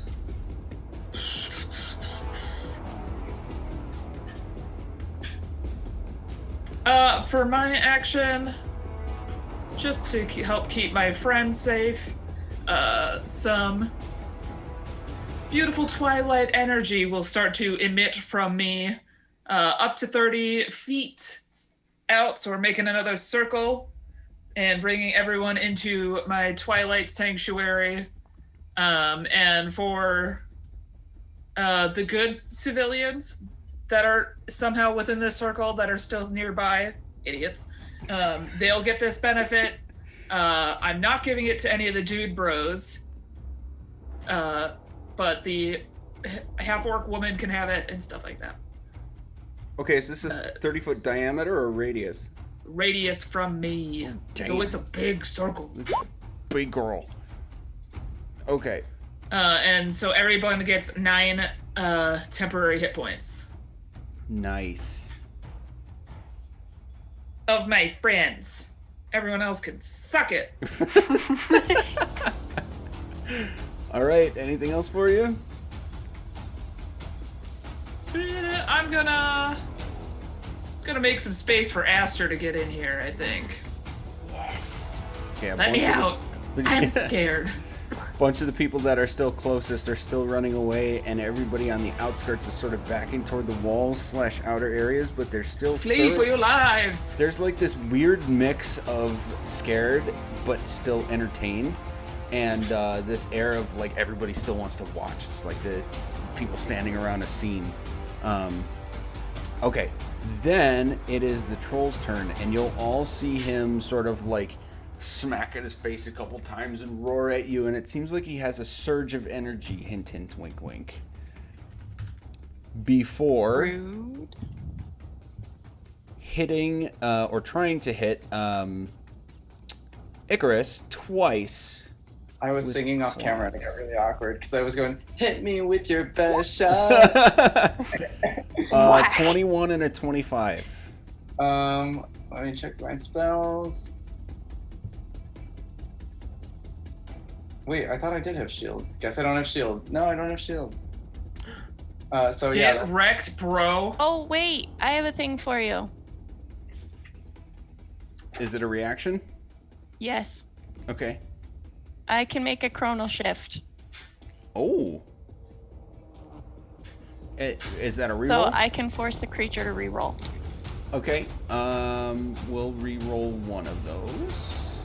Wait, I'm on Hexblade Warlock. I should have shield. Where is it? Oh, man. Hexblade 17 Warlocks don't get instead of the shields. 25. The 17 will still hit. Bummer. So 11 and 11 slashing damage, total of 22. Okay, and I will use my reaction to cast Hellish Rebuke. So he needs to make a dexterity save of 15, I believe. Okay. Yep, 15 dexterity save. And you said I took 11 and 18, was that? Total of 22. Total of 22. Dex save was 16. Okay, so he takes half damage. So he takes 23 rounded down is 11 fire damage. Okay. Yeah. You can tell that the fire damage has a little bit of extra effect. You said it was 11 total? Yes. Okay. Anything else? Nope. I am Oh, that awesome. was your reaction. Okay. Now the Sturges get to go. And they're just going to go for... Ooh, Nope. I do not want to move your circle. They're just going to go for the nearest available targets. So one's going to get at the troll and one's going to go for Eliseo. Eliseo's roll is first. That is a 22 to hit. Jeez. Really close, but it does hit. 5 piercing I'm damage. a wizard. Thanks for the temp HP. You're welcome. Remember, 9 temp HP. Not anymore. No, it's 4. Okay, and the other is damaging the troll, and he doesn't like that. But it is now the bandit's turn. He's going to try to get out from Eliseo again. So I mean, I had to let go of him to do the other things, and I told him that he better fight the troll or else. You did. He's actually gonna take advantage of the chaos, and I realize I've skipped the orc's turn. He's gonna take advantage of the chaos and still go at her. Wow, what an idiot! Dick. Oh. 14 though. According to D&D Beyond, I should have shield, but it's not coming up on my spell list. I don't know why.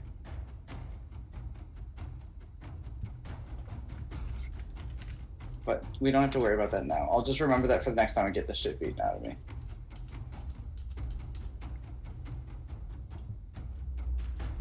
Huh.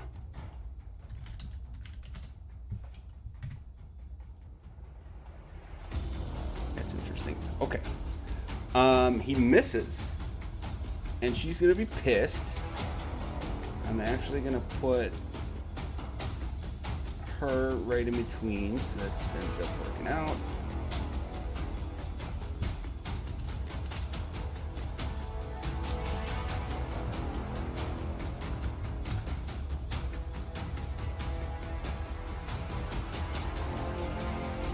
Delete.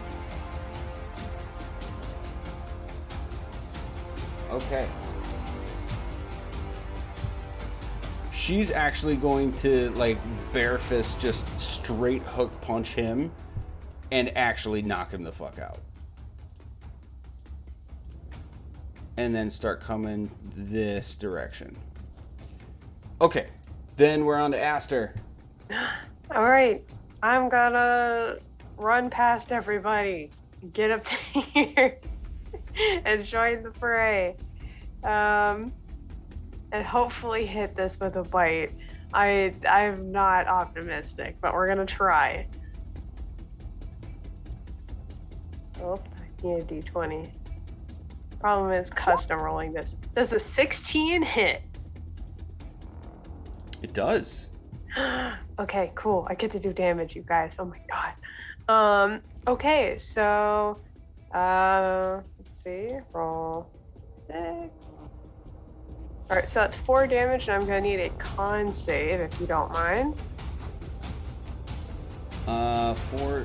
Okay, 4 and then a con save.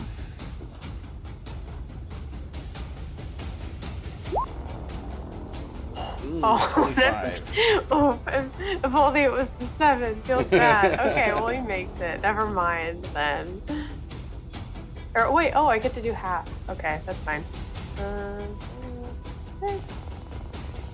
Okay, so that would be 4 poison damage. Okay. Damage. How do you want to do this? Okay, heck yeah. Okay, she's gonna like basically leap off of this table to like try to get over the heads of everybody and just like full spider body tackle this troll to the floor and yeah, just bite it and inject it with poison, which it's a paralyzing toxin, so the paralysis like takes effect almost immediately. It goes stiff as a board. All right. The troll goes stiff as a board and falls to the ground with a thundering thud. And everything goes completely silent for about 3 seconds before it absolutely erupts in a roar of cheering for you guys. And everybody whose tankard is empty rushes the bar and like slams their tankards down, demanding more. And a couple people like run up to you guys and pat you on the back. Oh, that was so cool! Can you show me how to do that? And it's absolute chaos for a good minute before it calms back down to like the usual, as if nothing fucking happened, frivolity in the bar. What about the Sturges, though? They absolutely flew away. Sweet. They just like Good. flew back into the hole from whence they came. And the guy who hopped over the bar and drew a sword runs up to you guys with this look of like still ready to go on his face, and he says, "Well, Every once in a while, I see a good bunch of folk come in here. Next round's on me. And from clear across the other side of the bar, you hear, I knew it! As a short, gaudy man with a rather large mustache runs up to you with a tray of drinks, slams it on the table, throws out his hand and says, Volothamp Geddarm, at your service. That's where we'll wrap up today's session. Why do we keep meeting NPCs while I'm wild shaped? What is it this time? You're a spider? Yeah, I'm a spider this time. I was a bear last time. Why does this keep happening? Honestly, at this point, we have a spider in our party and nobody questions it, and that's fine. You're right. You're right. All right, guys. We will open our next session at that point. But that's going to be it for tonight. So let's go around the table one more time. And who the heck are you and where can we find you? And then we will be out of here. Heck, let's start with you. All right. Hey guys, it's me, Sir Heckalot. You know, you can find me on all of the social medias at Sir Heckalot. So Twitch, Twitter, Insta, all of that stuff. If you follow me on Insta, you can see more like cool vet school stuff if you're into that kind of thing. In terms of where you can see me in the TTRPG space, I have an itch page. I'm taking part in the TPK Game Jam. If you haven't seen that yet, please check it out. It's super cool. I will be running a game next Friday. Scurry. It's going to be supporting the Kickstarter for that game, so definitely check it out. This coming Monday, I will be in Bite, which is the game that Meg, our wonderful Magnisteria, wrote. It's a honey heist hack, so be ready for that. We're going to be sharks doing crimes. It's going to be great. In terms of that, I have a whole lot of stuff coming up in October. I have Odyssey of the Dragon Lords in September, so that's coming up very soon. And you can also find me on Neon Lights Roleplay every other weekend. So yeah, let's keep on keeping on. All right, that's me. I'm next. Hi, I'm Nifernif. I played Eliseo the Wizard. And you can find me next here tomorrow night as we finish up Module Week. Nope, it's still the middle of Module Week. With our Rime of the Frostmaiden campaign, with our Cold Hands, Warm Hearts show. And then after that, I don't know that I'm on much else with TPK until September 27. Our Stargate Phoenix game starts. That's a Stargate hack of 5e. So I'm very excited for that. But also you can find me over on the_nerd_asylum playing a long-running game of 10 Candles, which is a horror RPG, and it's very fun and scary, and I don't cry every time. It's great. And also I'm a Jasper's Game Day ambassador, so go check them out. There's a link in the chat that's going to come up, and perfect. They are a wonderful charity that focuses on the education and prevention of suicide, especially in gaming communities. They almost always have events, or ambassadors like myself are doing events. I really encourage you to go check them out and throw money at a good cause. Hiya, it's me, Hyacinth. I played Icarus today. You can find me on Twitter at Andersynth or in the Discord. And my other game, or the other game I'm part of, is actually taking a break next week. Next week, Wednesday, we alternate with Queen's Gambit, basically. Wednesdays and Thursdays is my schedule. Okay, whatever. But we're actually taking a break before we start a new game and a new system for me. So I'm very excited for that. I never know if I'm allowed to talk about anything, so just come back and see it. But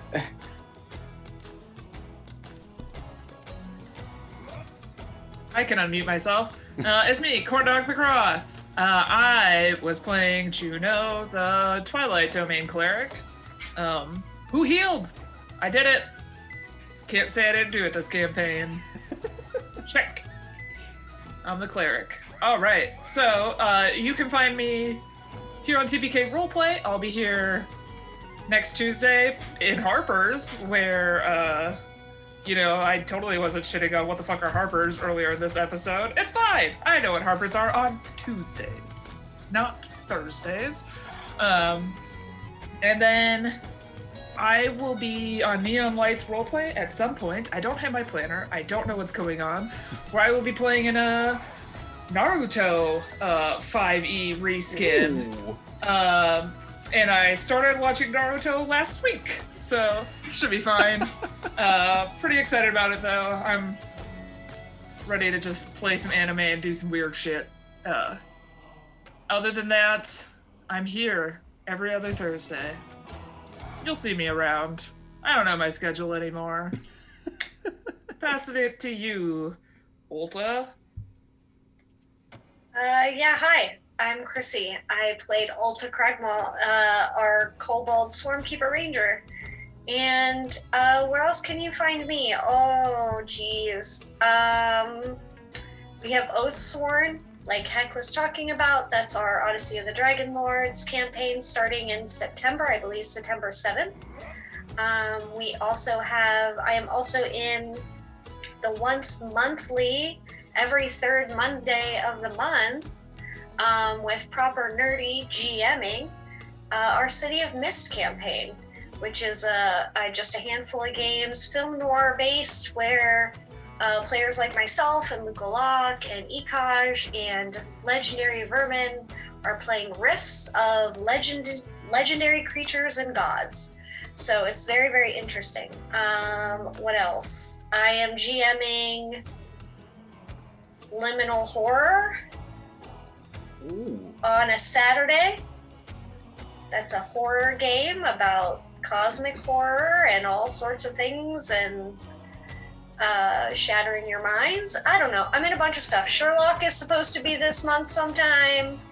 I believe on the 13th. That's the 13th of September. I'm in that too. I forgot. Yeah, that's the 13th of September. We also, you can find Luca Locke and I over at Nerds Adulting, playing a game with them. So, just pop into our Discord and check out our website and like us on YouTube and all of the places. That's all. Your turn, Magic. All right. I'm that Magic Juice. I am the DM of this campaign every other Thursday on this channel right here. And if you are vaguely familiar with existing 5th edition D&D content, this episode, if nothing else until now, should tell you, if you think you know the Tyranny of Dragons campaign, you've never seen it done like this before. So, it's going to be good. I also run another long-running campaign on my own channel. You can see the link to my thing right there. Thank you, Heck. Every other Sunday, including this week, so a few days from now, we'll be continuing what we've called Tenements of the Great Rift, which is a homebrew throttle forward through a Princes of the Apocalypse-ish campaign. It's a big one, so that's fun. It's going along too. I think that's it for us tonight. Thank you for everyone for the raids, follows, hosts, all that good stuff. We will see you on all of our content coming up, which has already been, I believe the Discord and the calendar have already been linked. So stay classy, stay cool, and we'll see you in 2 weeks right here. Thanks, guys.